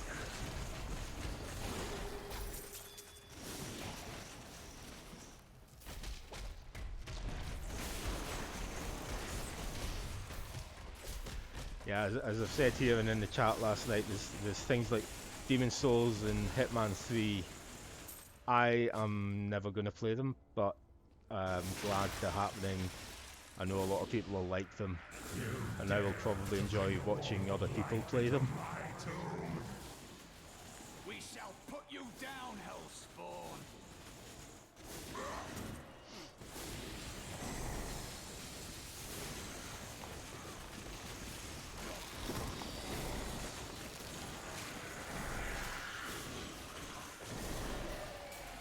But yeah, it just happened that my friend Ash was streaming last night, and the second half of his stream coincided with the PS5 presentation. So he basically asked everyone in chat, you've got two options here: I can play some more retro Mega Drive games, or we can sit and watch the PS5 presentation and just chat about it. So we went with that. And it was a good crowd in there. We were making a few little jokes, like Ash said, what if one of the big reveals is that all these talking heads we've been seeing through the presentation are being generated real time on a PS5? I think my joke was that before we knew what it looks like, that it's going to be in the shape of Mark Cerny's head in carbon fibre.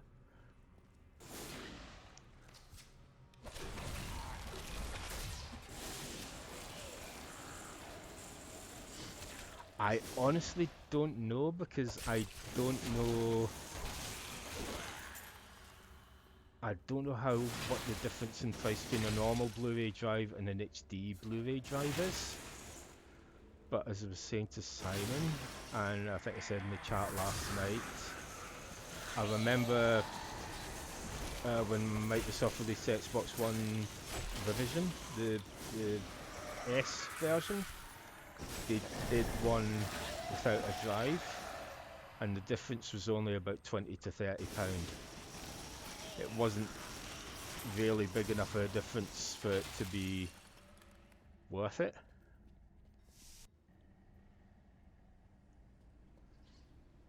And at least this generation, if there'd been a PS4 without a drive, I wouldn't have bought that one, because I kind of needed a Blu-ray player as well as a games console. And unless there's a significant price difference, the price difference would have to be at least 50 quid for me to even think about getting one without a disc drive. But even then, I'd probably just go ahead and get the one with the drive anyway, because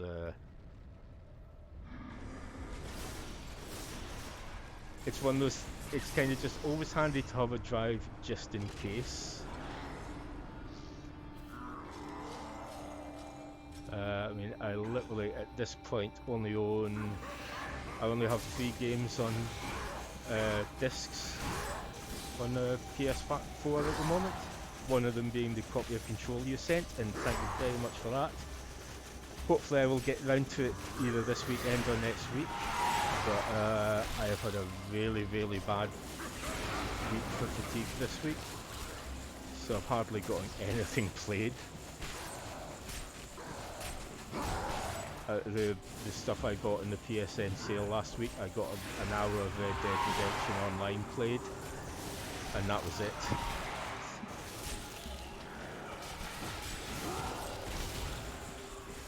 Yeah, I mean that's why I either sell them or hand them off to someone else.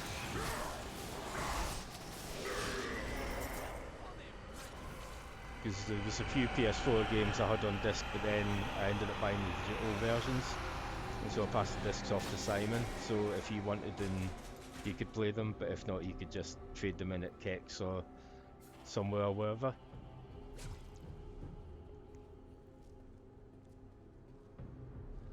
And I did that. I think I did that with some 360 stuff as well.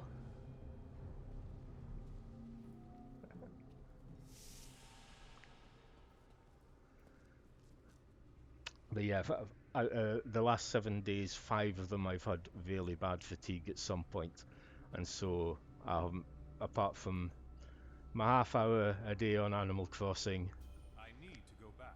a bit of Diablo with my Demon Hunter, and an hour of Destiny 2 before the servers went down for maintenance, and some Warframe. I have not gotten much played this last week at all.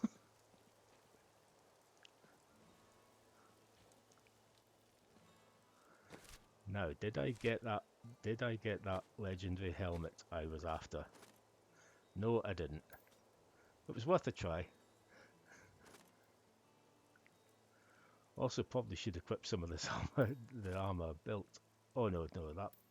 I remember why I didn't equip that bit.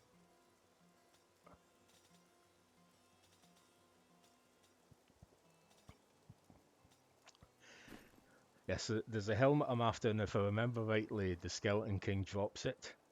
And it's one that you can fit, if you fit a gem into it, the effect of it is doubled. And so the idea was get that helmet, or at least get the power from it, and attach a gem to gain more XP, so it would speed up.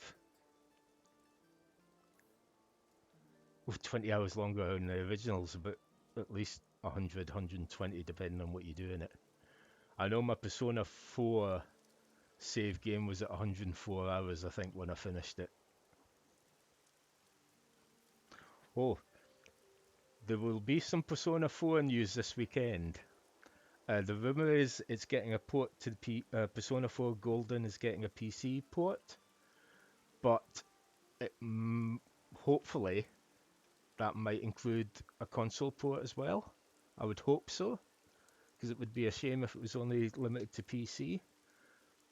But either way, it will at least be considerably easier to find a way to play Persona 4 again.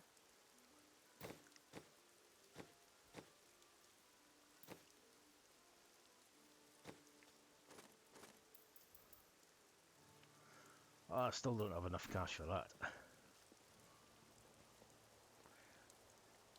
Yeah, it's the PC game show is tomorrow, and it's one of these things I found out about because things get updated in the Steam database usually before they get announced, and someone found the Persona 4 Golden page. So I'm hoping for, I would hope for maybe at least a PS4 release as well, but see, the PC is only one rumored at the moment, but I hope it will come to other consoles, because I would be up for buying, although I might never get round to playing it again, it would be nice to have it on a system people actually have. And Golden is also the improved version, so it's the equivalent of Persona 5 Royale.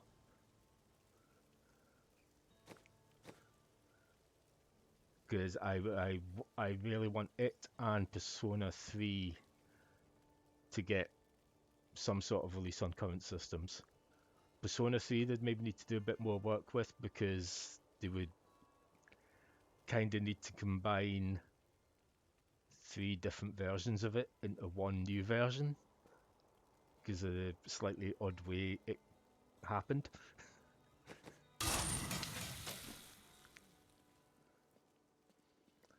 I mean, I'll be watching the PC game show anyway because I'm hoping I think the Torchlight 3 release date will get announced there. And also it'll be weird because it'll be the first time I'll be able to watch the PC game show and go, oh, I can play some of this stuff, having a decent PC finally.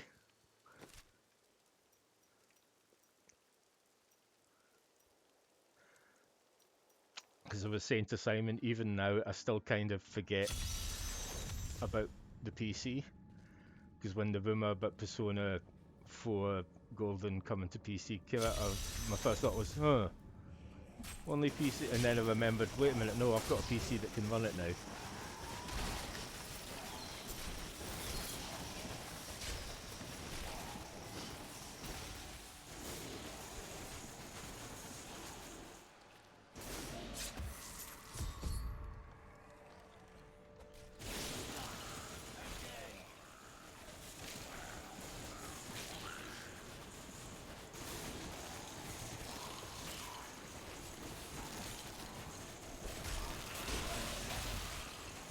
Yeah, I did manage to play the new season of Destiny 2 for about an hour before a message came up on the screen saying they were having to take the servers down for maintenance, so everyone was going to get kicked back into orbit.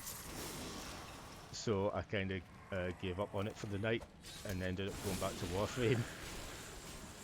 And yeah, I'm back on Warframe for a while now.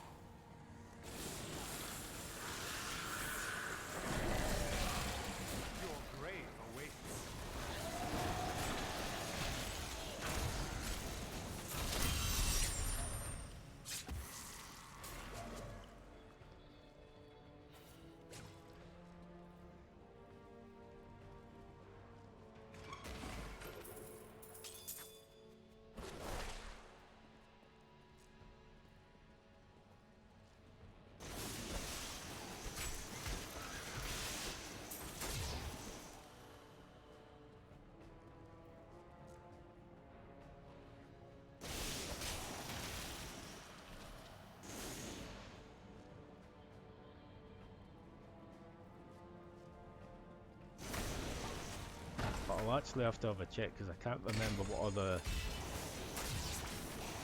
game presentations are happening this weekend. Because a lot of stuff got delayed because of all the stuff happening in America right now.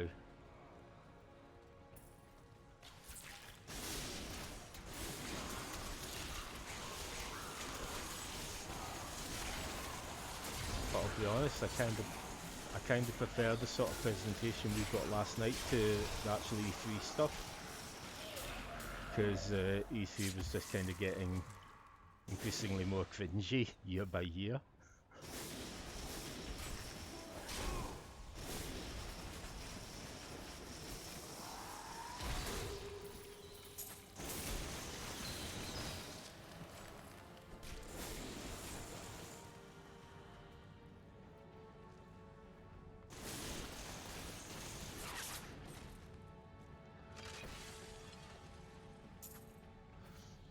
And my other Diablo 3 run I've been doing, the non-hardcore one, is going well. I need to do one more thing to complete chapter 4 of the season, and that's usually what I aim for, and I've still got 10 days to do it in, so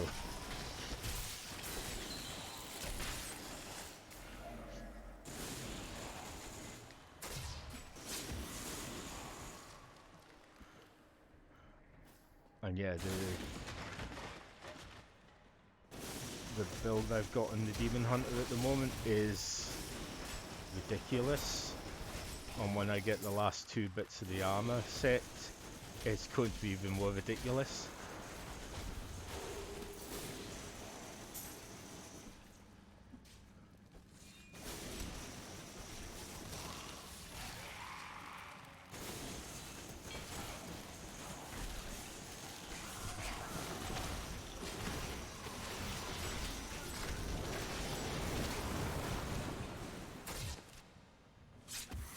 Oh no, I did get the bounty in this section. So, where to next? Southern Highlands. See, my Demon Hunter at the moment can basically fire off Rain of Vengeance almost constantly. Because the first 2 bits of the armor set make it so that every time you hit with one of your other attacks, it takes 4 seconds off the cooldown of Rain of Vengeance. And then when you've got 4 bits of armor, it also doubles the damage of it. And then the last 2 bits give you an absolutely ridiculous damage boost for a certain amount of seconds after you've fired off Rain of Vengeance. So if you're firing off Rain of Vengeance almost constantly, you're constantly getting that damage boost, and it's something like 11,000% increased damage, and it's like, yeah, that's going to be, that's silly numbers.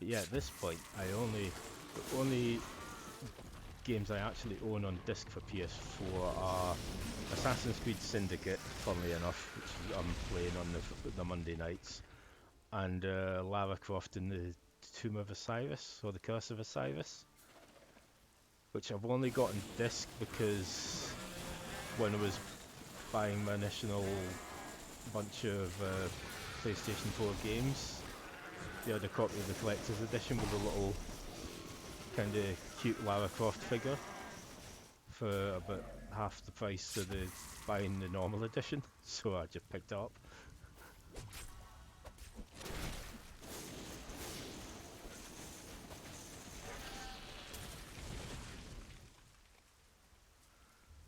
Because yeah, 99% of the time if I can buy digital, I'll buy digital. The only console I don't quite do that all the time on is the Switch, and that's only because I would need to buy another bigger SD card to fit any more big games on it.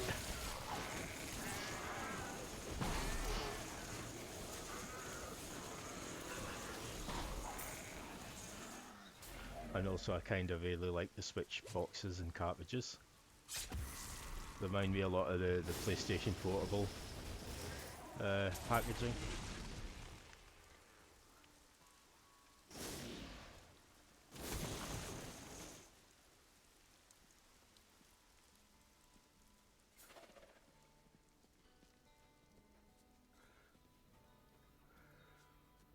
But I was having a bit of a laugh at someone I follow on Twitter who was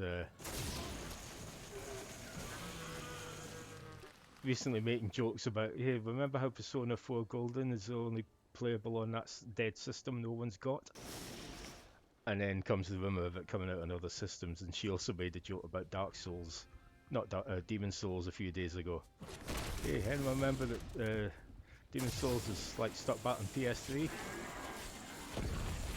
And so yeah, after last night's presentation, she was like, right, okay, anything else you want me to ask for?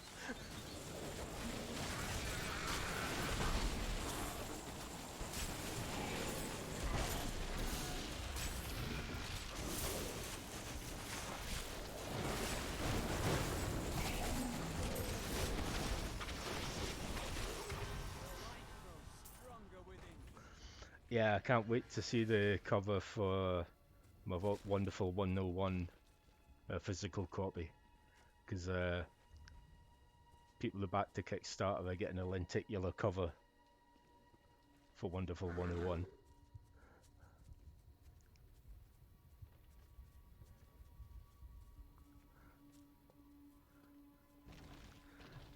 So Yeah, I did joke to Super Butterbuns this. Hey, Bun, can you think about how PN03's like stuck all the way back on GameCube, please?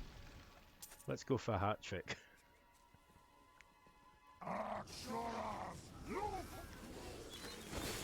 Especially considering the PS5 looks like a bit of hardware from PN03.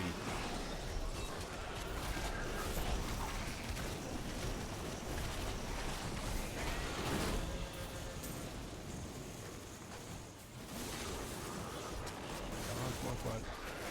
Meet you up. There we go. Get out of the way.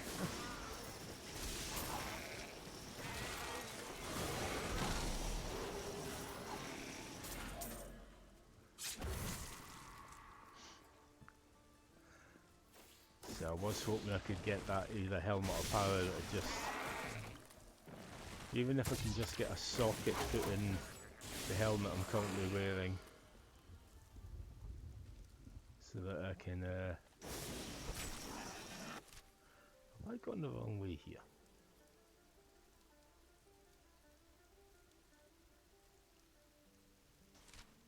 Okay, I'm going back down here because I think I've missed where, what's his name, the Death Caller actually is. I think he's down this way a bit.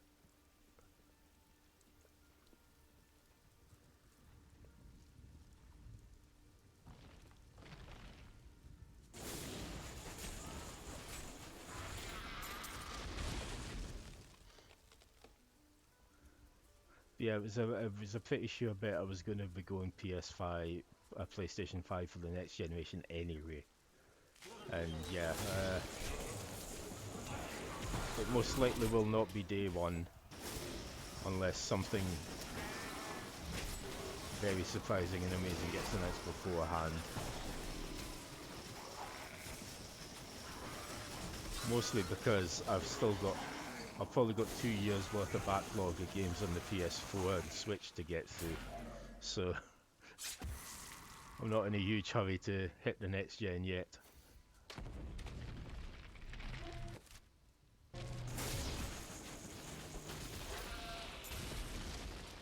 And it was like that with PS4. It was almost 3 years, I think, before I got the PS4. Because I was still happily playing stuff on 360.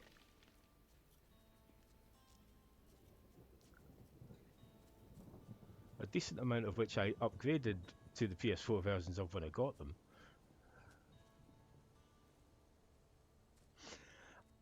No, mainly because, and the thing I've kind of always said about why I went PS4 this time rather than Xbox was, there's not that many exclusive things on Xbox I would actually want to play. Really, there's just possibly Halo, but then again, I wasn't too keen on Halo 4, so... But really, it's just maybe Halo stuff and Forza Horizon, and really there's nothing else that I couldn't just get on PS4. Whereas there's a considerable amount of stuff on PS4 I wouldn't be able to play on Xbox. And even the things that, even not having an Xbox One console, I could easily buy Forza Horizon 4 for my PC, because I know it'll run it. Because it's been handling the Master Chief Collection okay, that I picked up cheap in a Steam sale, and they're slowly releasing the games from it over the course of the year. Because they added Halo 2 last month, and I haven't actually even fired Halo 2 up yet. I mean, I do kind of like the idea of like a subscription thing like that, but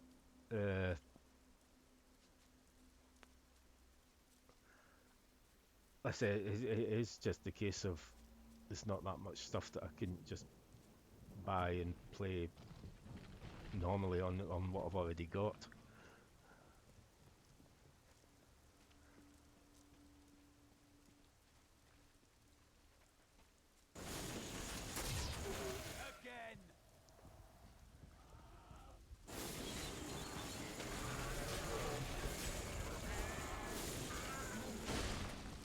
Because I do know on the video game forum I sometimes hang about on. The people there who've got the Xbox Games Pass really like it because it lets them try out games they might not otherwise have tried out.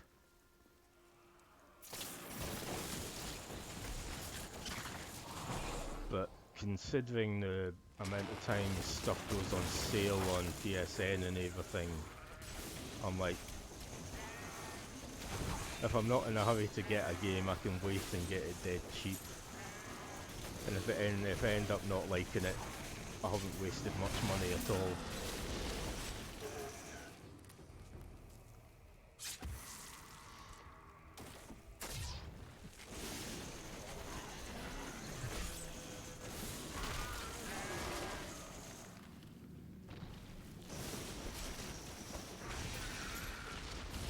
There's honestly less than half a dozen games this console generation I picked up and ended up just not liking. And it's not that they're bad games, it's just that I just didn't get on with them.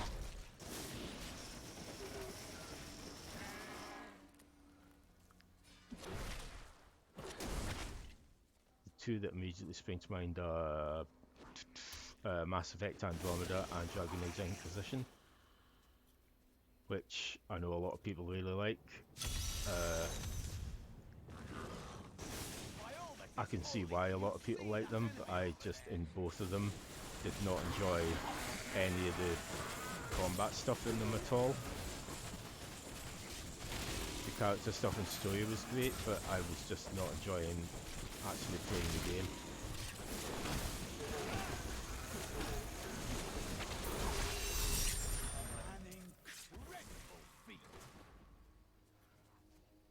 And there's been a couple of other things, but those other things I've ended up putting at least a dozen hours into before giving up on them, and at the price I got them, it's like I've gotten a decent amount of play out of it. And the real one in that category is The Division, which I got for about 15 quid in a sale, and I was really enjoying, but it's kind of obvious, unlike say Destiny or Warframe, that Division is very much designed for teams of people to be playing it, rather than going it solo, and playing it solo seems to be considerably more difficult. And I just eventually hit a point where I just wasn't having fun with it anymore. It was just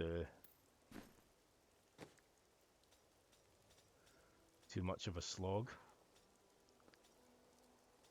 Which is kind of how I'd kind of fallen off Destiny even before the announcement stuff this week. Destiny was just honestly become just a slog every start of the season, and I just wasn't really enjoying it as much. Despite how excellent the gunplay and everything is. And yeah, the announcement that they're actually taking stuff away was just kind of the last thing that made me think, yeah, I don't think I'm going to bother anymore. And I just realised I should have had one of these equipped.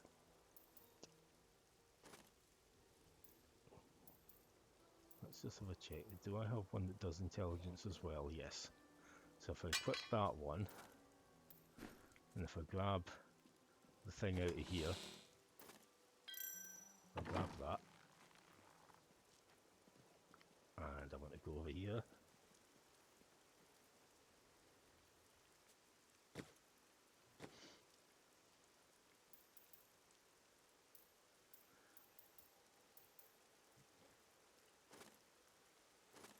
Now I want to put that in the, no, I want intelligence.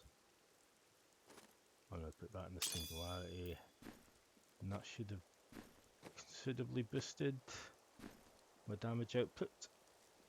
Let's go over here. Salvage my spare ones of this. I was hoping for one with a socket in it and didn't get it.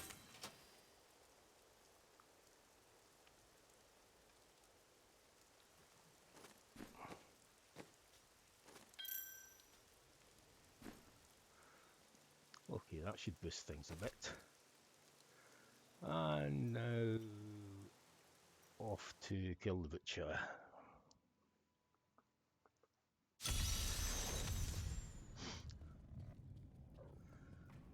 I mean, what I would like to do game-wise at the moment is I would like to finish off Final Fantasy VII Remake and Titanfall 2, because once I clear those, that's about 150 gig I can clear off the hard drive to free up some space, because I'm currently down to about 200 gig free on the 4 terabyte drive.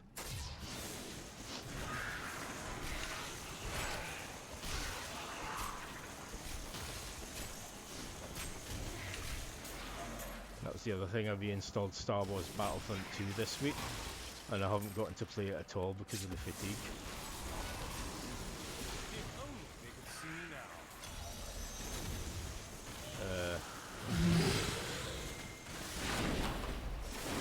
Because with it being free on PS Plus, I kind of want to see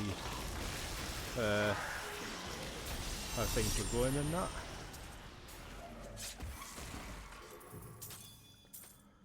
And just because of various bits and pieces, I've just been in a really Star Wars mood at the moment. Whether it be trying to get caught up on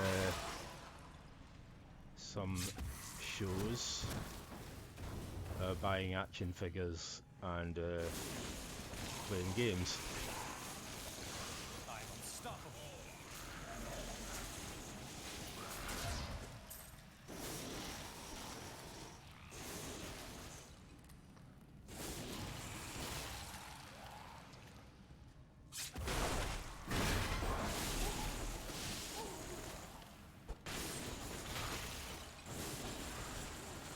And also, it is actually kind of almost a kind of slight relief that I'm probably not going to bother with the next Destiny expansion, because the date it was coming out was right in between Cyberpunk and Assassin's Creed Valhalla, so and the next Lego Star Wars game. So where was going to find the time to actually play everything? Was going to be a whole other barrel of monkeys. Because those are my 3 kind of big games for the autumn. Possibly the Marvel's Avengers game, but I'm not entirely sold on it yet. I kind of need to see a bit more of it before I commit to that.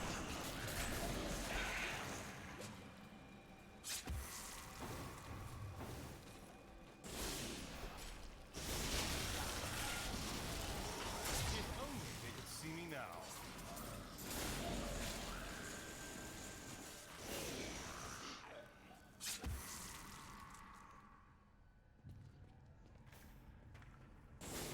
No, Simon, I did notice another the faces in the developer montage was a Space Mom from Digital Extreme.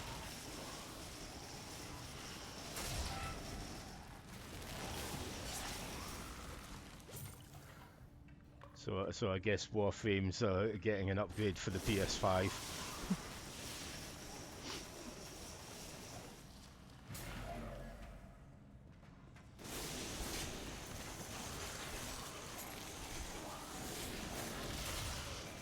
I'm unstoppable.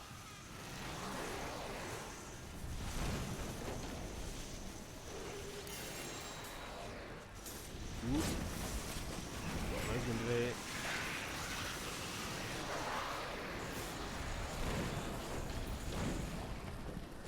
We should have a look and see what that does. Because even if it's not something I want to equip, it might have a power I can use. That'll help.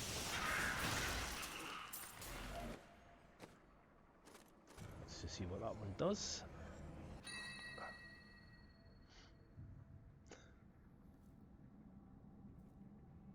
Ooh, it increases arcane orb. does that actually increase? Oh, it does, okay.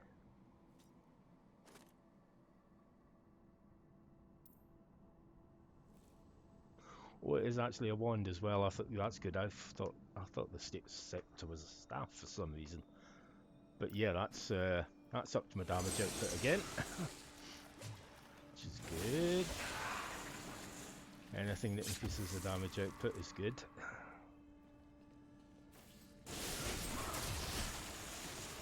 How does that feel?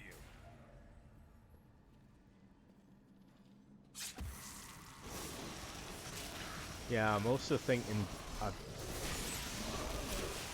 beginning to think Diablo 4 might not, Diablo 4 whenever it eventually comes out, I'm beginning to think it might not be on this console generation. I think it might be next gen only. Which by the time it eventually comes out, I will probably be entirely okay with.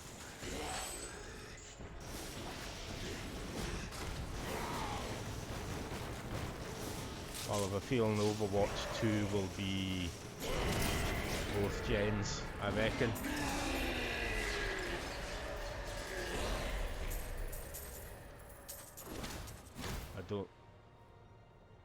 In my heart, I don't feel like it's going to be late enough for them to want to do that as an exclusive.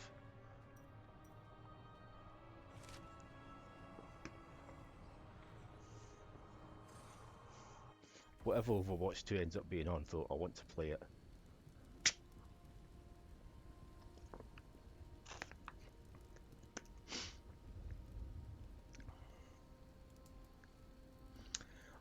Diablo Immortal is coming out on phones, which caused a lot of whining from entitled fanboys at the time when it was originally announced, because it was announced 2018, I think, when they were kind of expecting maybe Diablo 4 to get announced, and so when a mobile phone game got announced instead, they were all going and whining. Funnily enough, I don't think it. I couldn't even tell you if Diablo Immortal is even come out or not, because there are some things I will play on like tablet or phone, but a game like Diablo isn't actually one of them. And also the Switch version of Diablo 3 happened, so if I was going to play a dungeon crawler like on the move, I'd be playing it on the Switch.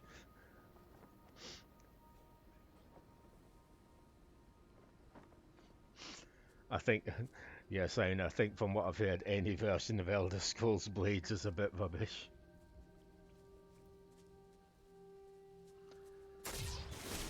Switch version of Diablo 3, so awesome. Awesome enough that I switched to it for 18 months, so...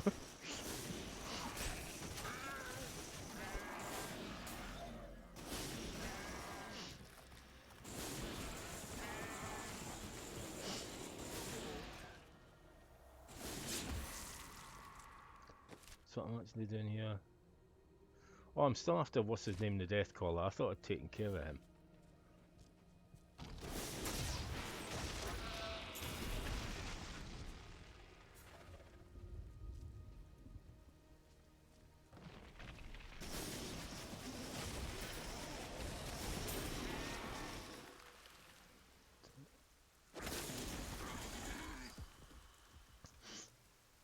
Also, Scott, you lucked out. You missed the disastrous first half hour of the stream, where it turned out my microphone was not on.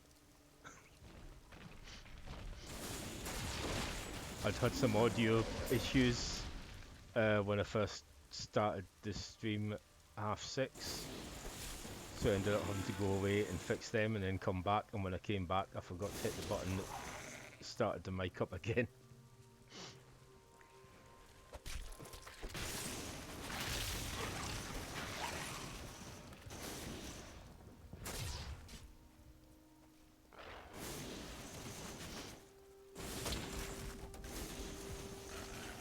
But these things happen. There was one of the Diablo streams I still had the volume set to 10% rather than 50 for the game, because I'd been listening to podcasts while doing my other playthrough, and forgotten to put the volume setting back when I'd finished.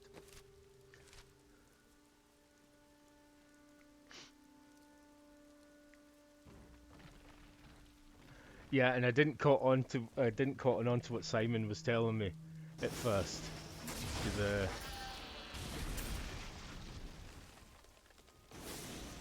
the way Simon's watching, sometimes he gets video and sometimes he doesn't. So when he said he was only getting game audio, I thought he meant he wasn't getting video and he was just getting the audio.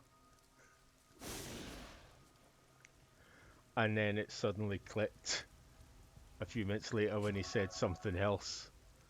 And I thought, hold on, let's check. And then I realised, yeah, I'd forgotten.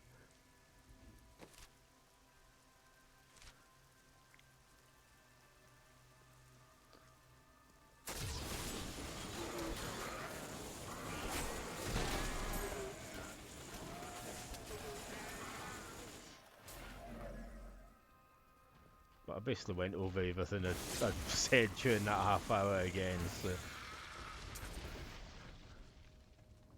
Ah yeah, Death Caller bloke's up here. This is what we're looking for.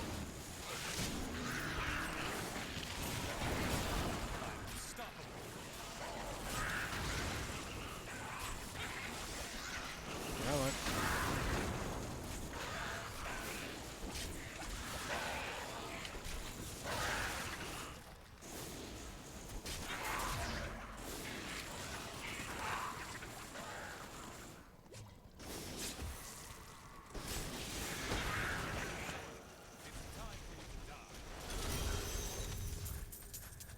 Yeah, it's a pity we didn't get a socket in this helmet because it slowed down my XP gain considerably.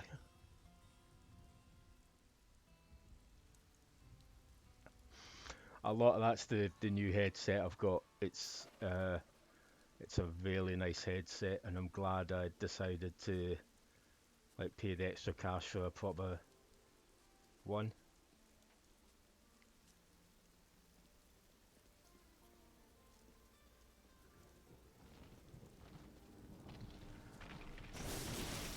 Because I ended up, it was between 2 or 3 different headsets, and there was some good video reviews on YouTube, and so I was able to compare exactly what their voices sounded like on the different microphones. And this one, the microphone just sounded just that little tiny bit better.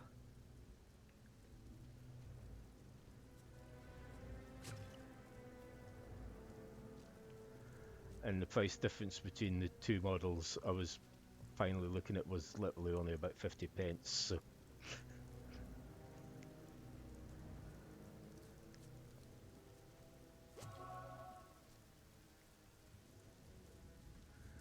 Yeah, this is the first headset I've had that wasn't like a cheap 20 quid pair out of Argos or whatever.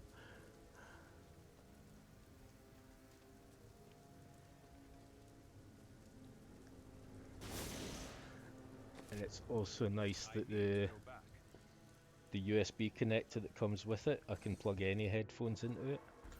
So if I'm just lounging about and using my earbuds that I normally use for when I'm playing games and stuff, just because they're more comfy for when I'm lying on the sofa.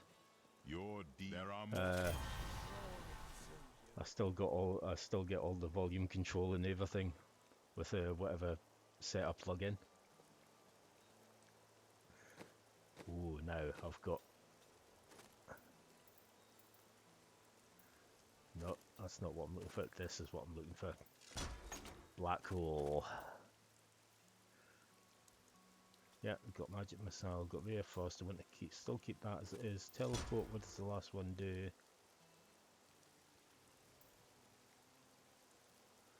Ooh, that one might be useful as well, but I think the decoys one sounds the best for now.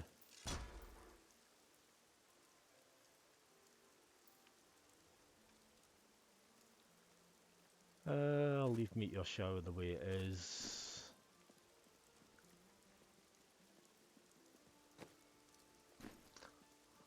That's right, come on, let's go over well, actually no, let's go over here.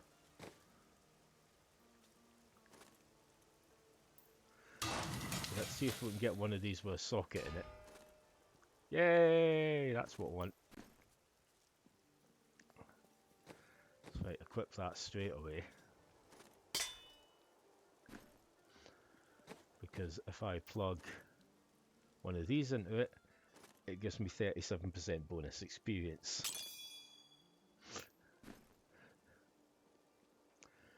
And the idea with what I was hoping I would have on this character, but I didn't, that I used on my Demon Hunter that I was running with, was there's a helmet that gives you, it doubles the effectiveness of any gem you put into it. And because it's a legendary power, you can extract that power and use it just as a base thing. So I was able to increase my XP gain by about 74% on top of everything else on my Demon Hunter.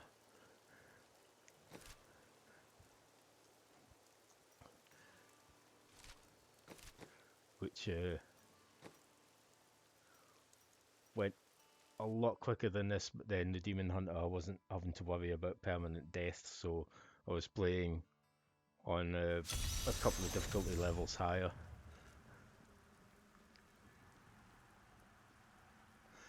Yeah, I'll do this last run through the bounties on this.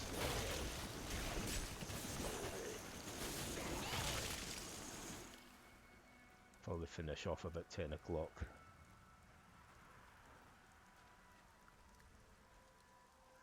And then it should just be one more session.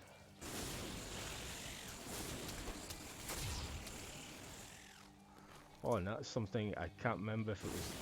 I can't remember if it was something I mentioned during the time my microphone was off or not. But I've been looking at a couple of things.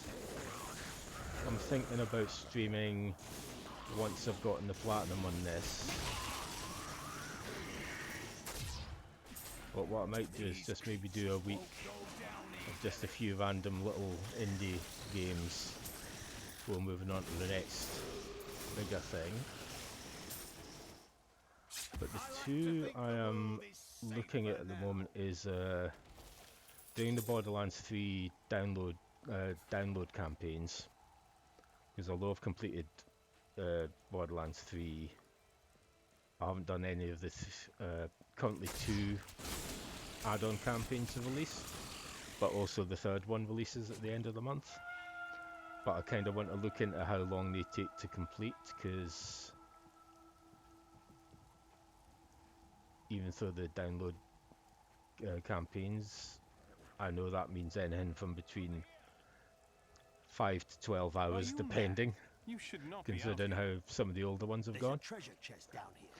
But the other thought, despite me having not finished the main game yet, is the download add-on for the game Prey, which is called Moon Crash, and is an awesome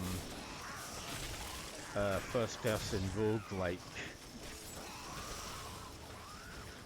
where you're constantly simulating attempt escapes from the moon, but things change every time you try a new run.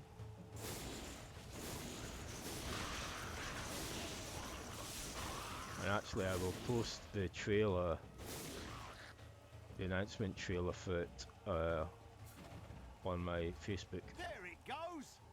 Because the announcement trailer was awesome and used an awesome 80s song to back it.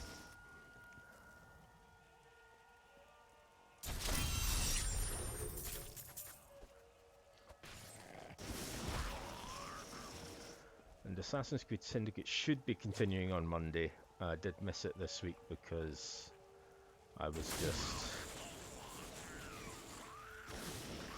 not up to it.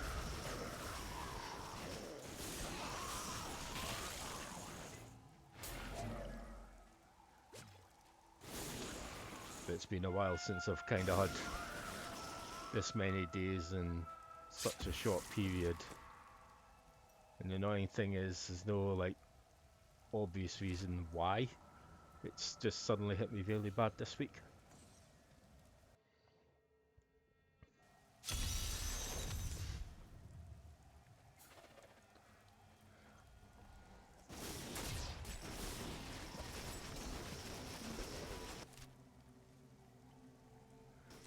Okay, now I think I want to go this way.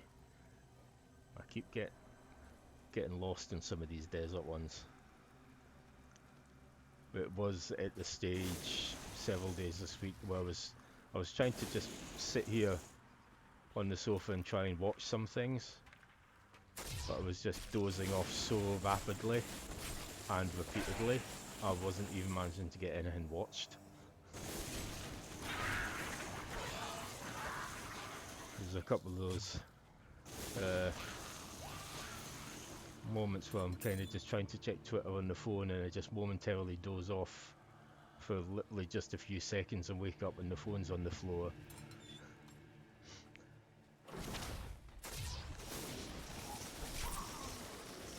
Then later on the same day I might just suddenly doze off again and wake up and it's 3 hours later. Calm yourself. So yeah, it's a pain in the ass, and hopefully I'll have a few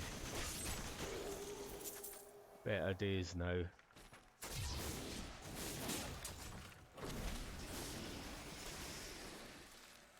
Today was okay, I managed to get out, pick a prescription up and do my shopping, so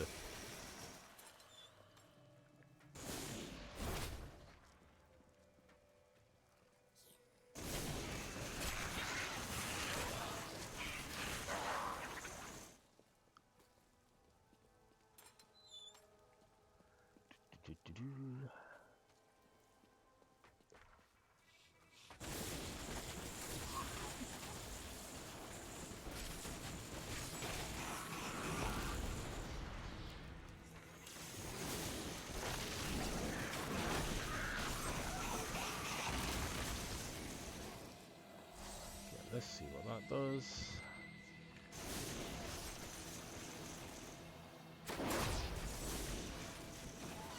So progress has been a little slow, but we are slowly getting there. So unfortunately I haven't gotten any of the couple of items that really would help speed things along a bit.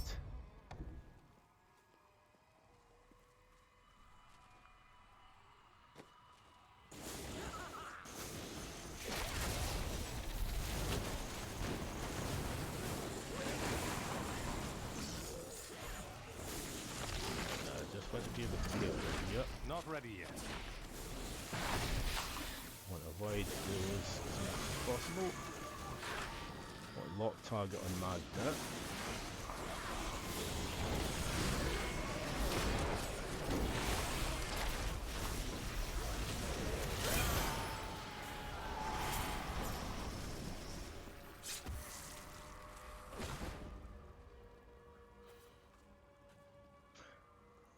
And yeah, although I won't be playing it, I know the Demon Souls remake is going to be good because it's Blue Point who are doing it, who did the Shadow of the Colossus remake for PS4.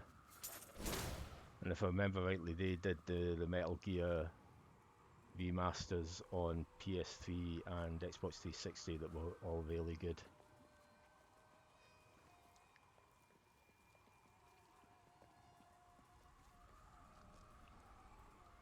That thing with a few of the things that were shown at the PS4 conference, if it just been by any old studio, would have thought, yeah, that looks alright, yeah, might be good. But when I know it's people like Housemarque or Arcane Studios making them, it's like, no, I trust you guys to make good games. I think this is going to be really nice.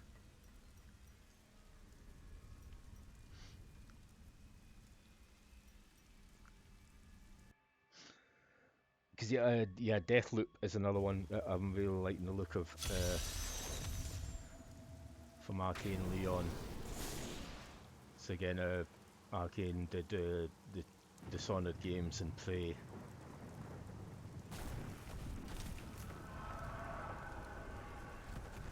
And although I still have one question about the game, yeah, it looks quite awesome as well. It's another game involving runs and time loops, and you just trying to find the right way of doing things.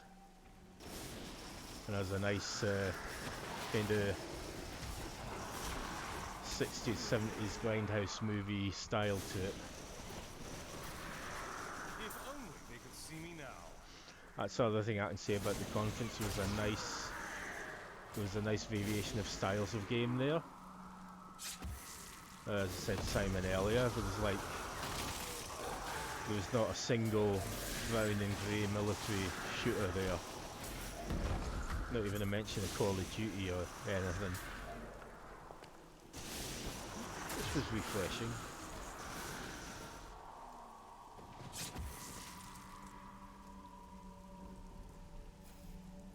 I might as well do this, I'll get an XP for it.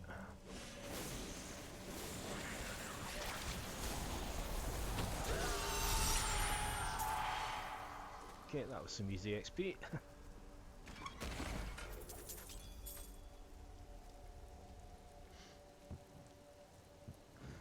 Yeah, looking forward to find out when Torchlight 3 releases. It's another Diablo style game, but it's got a lot of people who worked on the older Diablo games are working on it. Really enjoyed Torchlights 1 and 2, and I did play a few hours of the Torchlight 3 beta. In fact, if we'd been allowed to stream Torchlight 3, I probably would have streamed some of it, because I was having a lot of fun with it, and I really like the kind of cartoony style of it. And also you could have a golden retriever as your pet. But yeah, the release date of that and hopefully the Persona announcement are the two things I'm looking forward to in that show.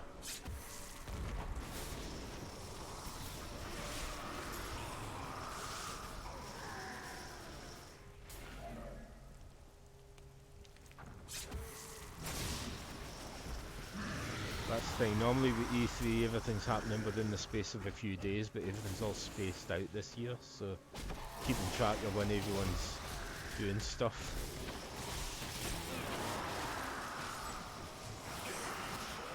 Didn't see that coming, did you?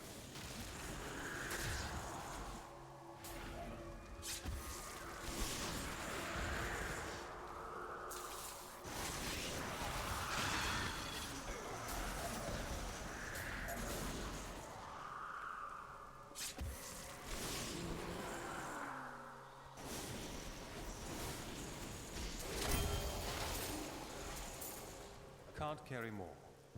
Okay, do I have any whites I can drop?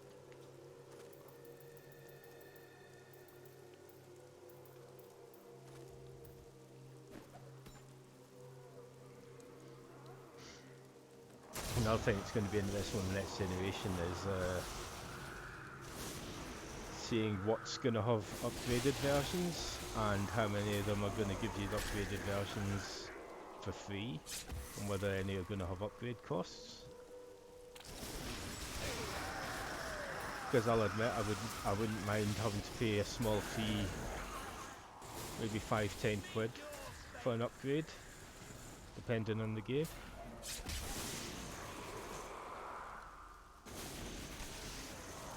I mean, I'm playing Diablo 3 here, which I've bought 5 times on 3 different consoles, so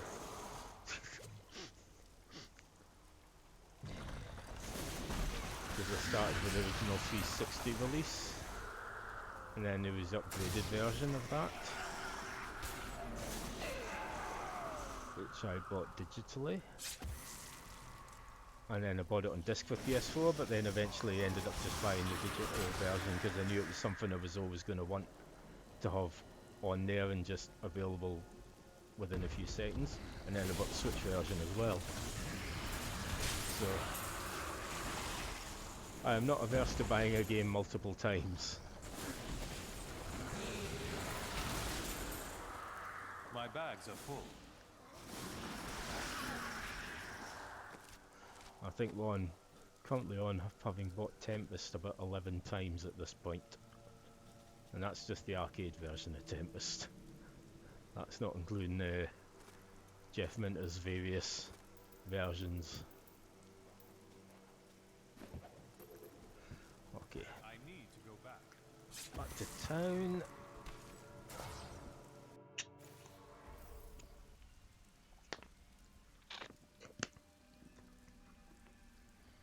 New goods today. Please look. You won't be disappointed. I'll have a look later when I've got more money. But right, so we've got. Oh, I'll do the Shrouded Birds last. Where's the other one? Ah, here we go. Stinging Winds, Clear the Ruins. Okay.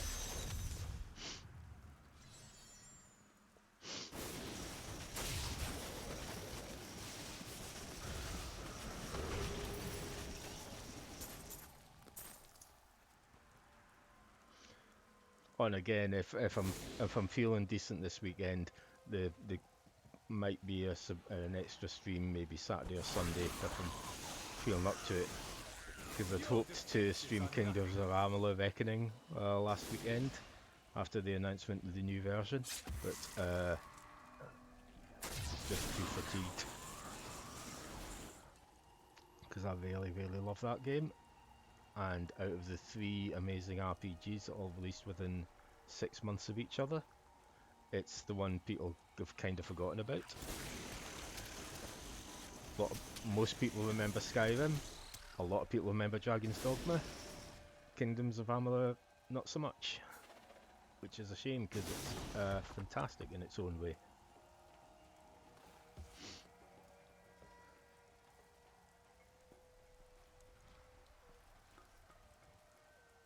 Though that's one I'm not sure I'll buy the new edition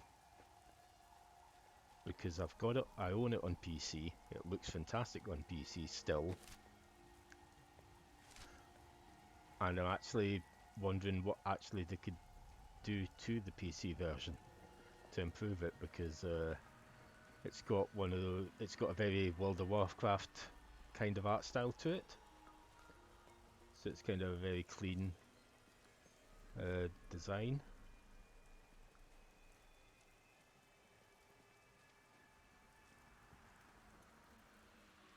So running it on high settings on PC, it already looks great, and I can't think of any other way they can really improve it.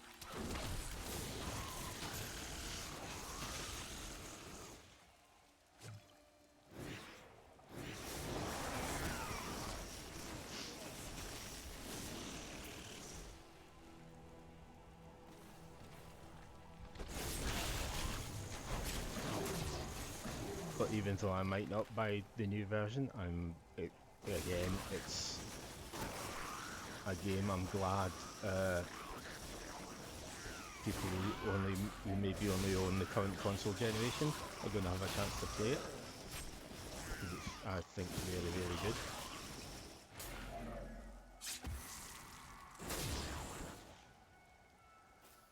As I say, I think the only reason it's not remembered a bit more and a bit better is just because it released right in the middle of 2 other amazing RPG games that maybe had a little bit more of a unique gimmick to them, especially Dragon's Dogma.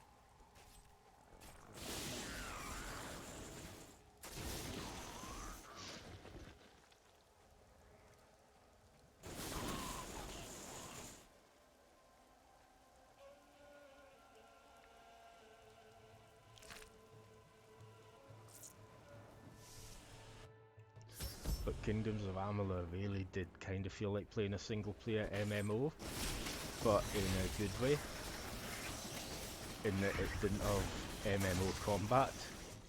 Its combat was more like an action game like Darksiders.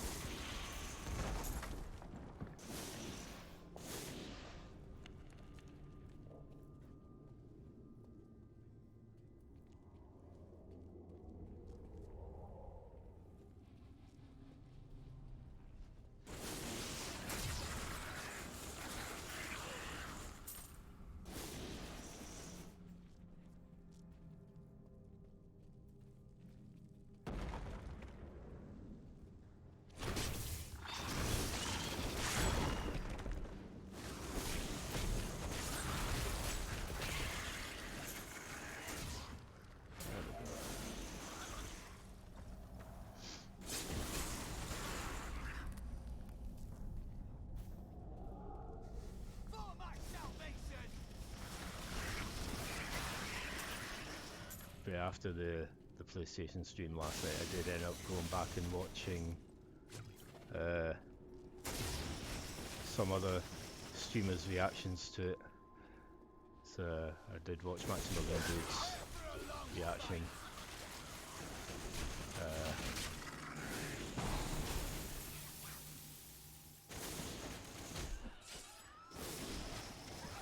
I ended up watching bits of the Sphere Hunter and Super Butt Buns were both watching it live. And of course, they were both very happy about certain bits of the presentation.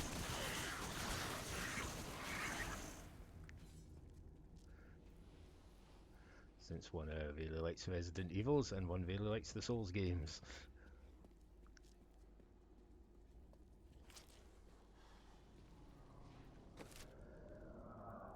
Okay. Is this going to be a long roundabout? Yeah.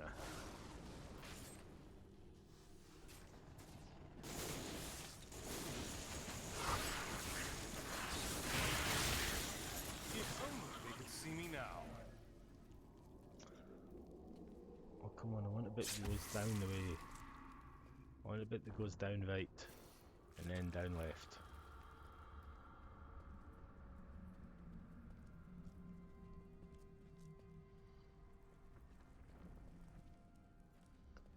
This way. Yeah, we're not gonna make the platinum tonight, but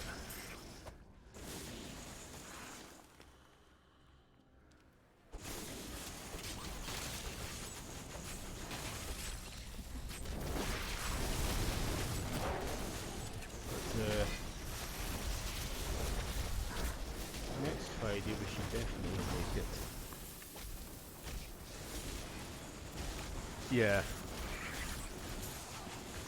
Someone did a mock-up of what they would like if they did a mock-up of what they would like a limited edition Spider-Man Miles Morales one to look like. Sort of the red and black with red with a black outer shell, but also with the red spider logo in the side of it, and that looked awesome, and that'd be nice to be a real thing. Yeah, I think I would want one that was maybe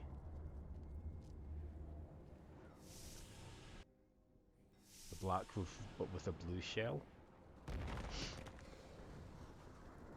Having said that, I do like the way it looks, and I did joke about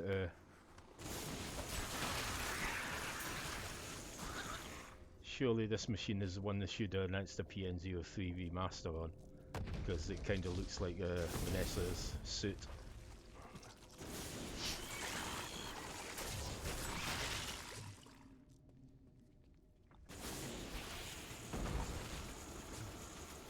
Ah, yeah.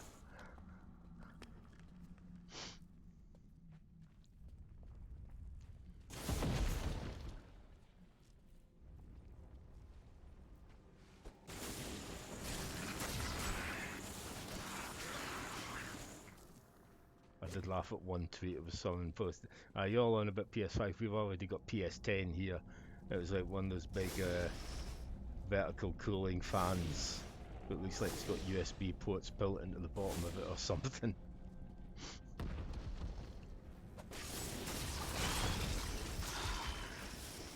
Which basically looks like a 5-foot tall PS5.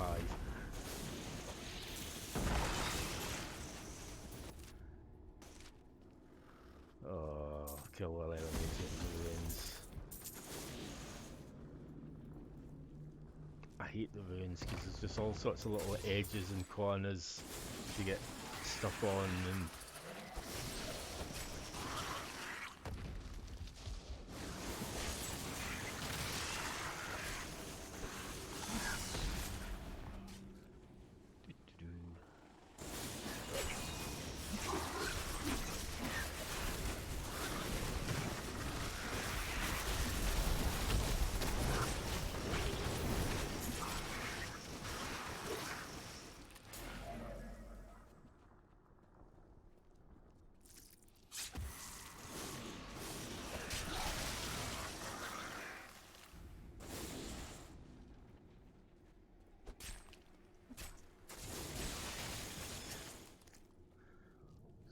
that one enemy hiding in the wee corner somewhere.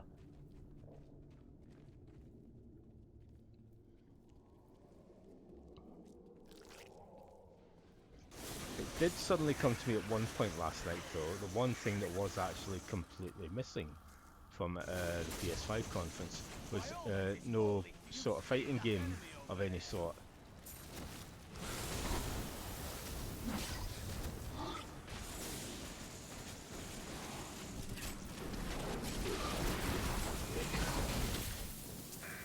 But then thinking about it, I don't think there's actually really any new fighting games to be announced. The only one I could think of that might have been would be King of Fighters 15, but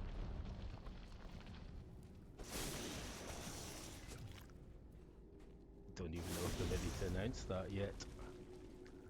I was not expecting a new Street Fighter at all, especially since Capcom announced the new one more season for Street Fighter 5, so I certainly wasn't expecting a Street Fighter 6 announcement or anything, but yeah, there was nothing.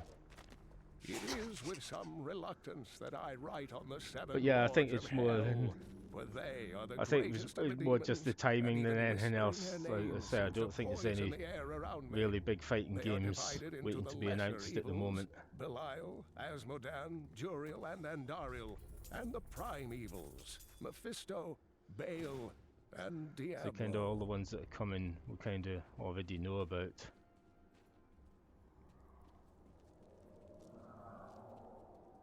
And really that one is just King of Fighters. Everything else is well, there's King of Fighters and Guilty Gear, and everything's kind of already out. Where is this one enemy?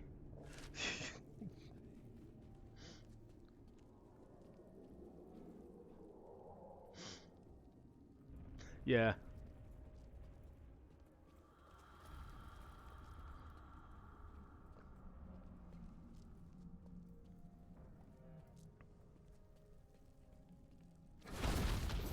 Well, this is something else I haven't been hugely clear on. We know PS5 stuff is going to like take full advantage of the SSD for ridiculous loading speeds, but if you've got, and I know you're going to be able to use Excel drives to store like older PS4 stuff on for the backward compatibility, but will you be able to transfer those PS4 games to the SSD and have them load at the higher speeds? Because really, that's the only thing needing improvement on the current fighting games. I would be entirely happy if there was just some sort of boost loading mode that would just load those quicker. They wouldn't even need to upgrade the graphics or anything, just have the loading times be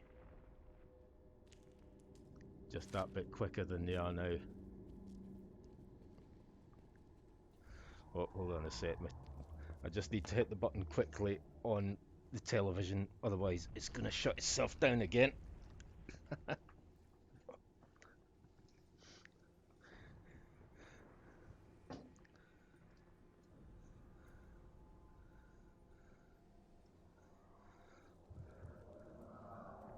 Okay, hopefully that'll stop it from doing it.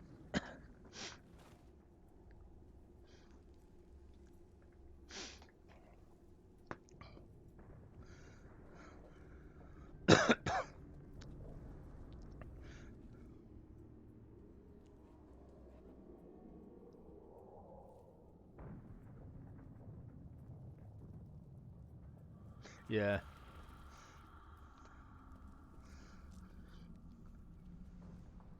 Because I mean, for fast loading, I always remember the hilarity that was, and hilarity in a good way, that was Tekken 6 on the PlayStation Portable. The game had obviously been built around the loading times for UMDs, but if you bought it digitally, The loading times were so fast, it never even got to the end of the get ready for the next battle speech. It would kind of almost just cut that off before the end, and you'd hardly get a look at the versus screen because it loaded the data so quick off the SD, off the memory card, and that was fantastic.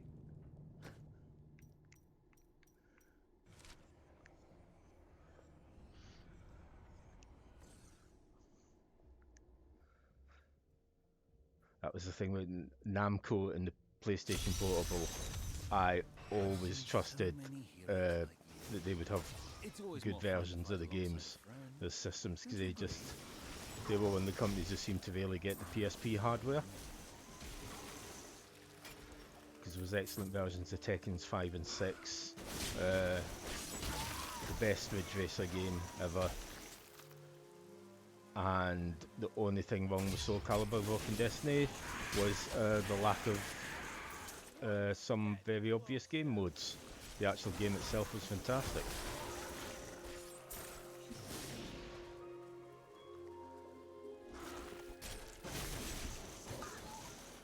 And also the 3DS, the 3DS versions of Tekken and Ridge Racer are both excellent.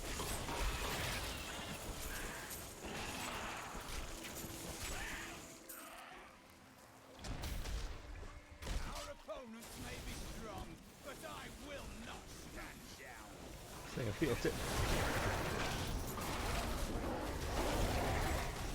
People do forget a little bit what an awesome little fighting game machine the 3DS was.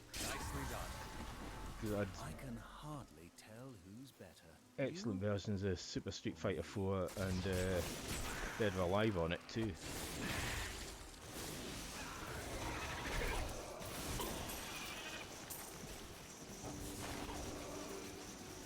Ooh.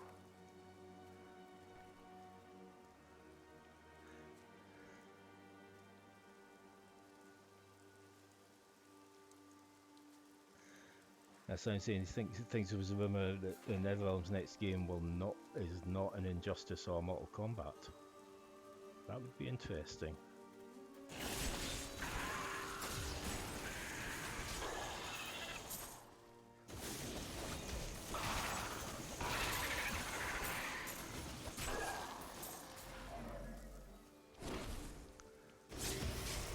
I'm in a weird place with NetherRealm games. I love the design and the aesthetics and all the work they put in the game modes. I still haven't quite 100% clicked with actual fighting mechanics. Something has always felt and still feels a little bit off to me, and I can't quite put my finger on it. There's always something that just doesn't quite flow as well as other fighting games. Hasn't stopped me playing like Injustice 2 and Mortal Kombat 11 for like hours and hours, but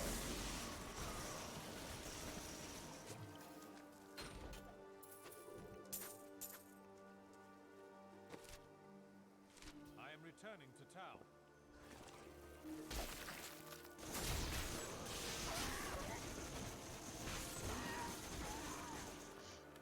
okay, return to town. Oh, because that's just past 10 o'clock. I didn't honestly realise they'd been going so long. 22, we'll get the rewards, see what we can do. Not here.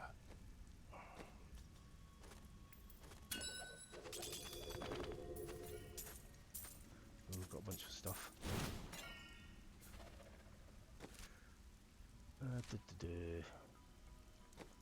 This button.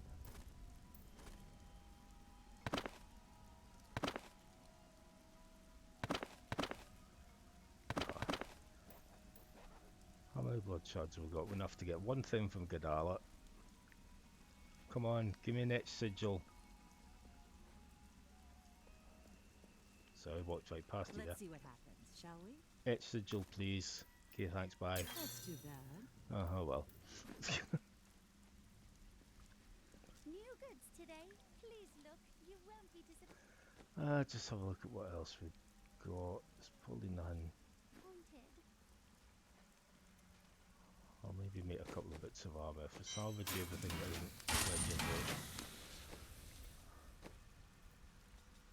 What have we got at the moment? I could do with upgrading belt relays, belt and pants.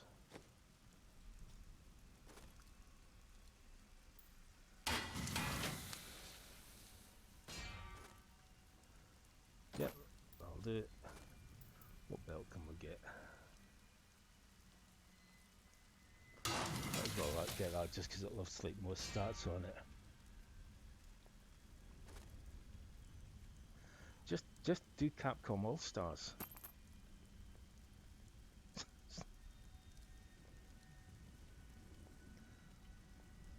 Just because I doubt after the experience. Well, I doubt after the experience of Marvel vs. Capcom Infinite. I was about to say I doubt whether Capcom will want to work with Marvel again, but the terms between them seem to have calmed down a lot. But I think that's kind of because a guy who used to work at Capcom is actually working at Marvel Games now, and that's possibly why the Punisher and some of the other Marvel classic games rights have led to them being re-released in like arcade sticks and the one-up arcade cabinets and things.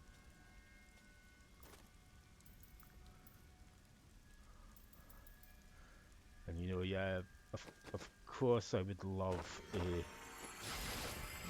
a proper Marvel vs. Capcom 4, but yeah, I would be happy with Capcom All Stars. Or Capcom vs. Tatsunoko 2, that'd be good.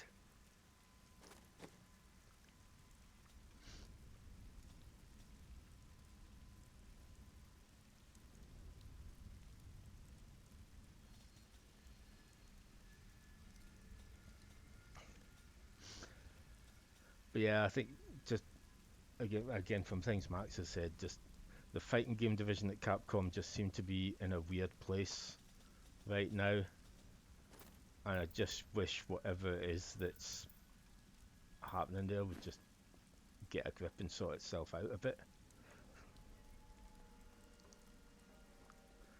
Because I mean, at this point, Street Fighter 5 is excellent, but boy did it take a long time to get there.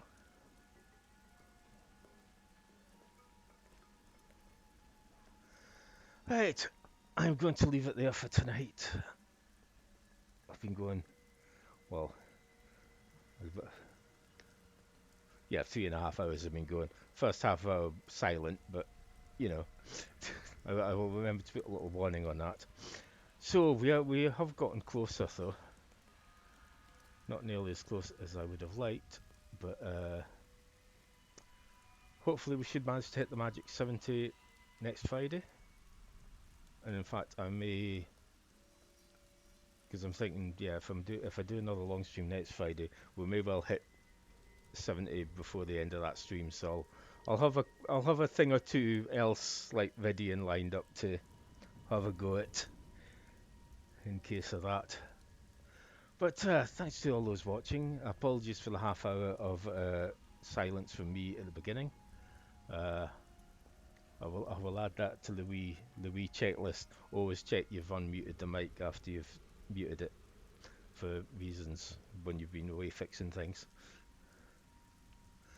And if I don't see you beforehand, I will see you all hopefully back on Monday for more Assassin's Creed Syndicate. But as I said, if maybe Saturday or Sunday I'm up to it and feel like streaming something, maybe I'll just show up randomly, just pipe up, yeah, I'm gonna stream something and just play some stuff. But until then, thanks for watching. As always, this will be archived on Twitch for a fortnight, and then also archived on YouTube permanently. Thanks for watching, and I will see you all later. Bye.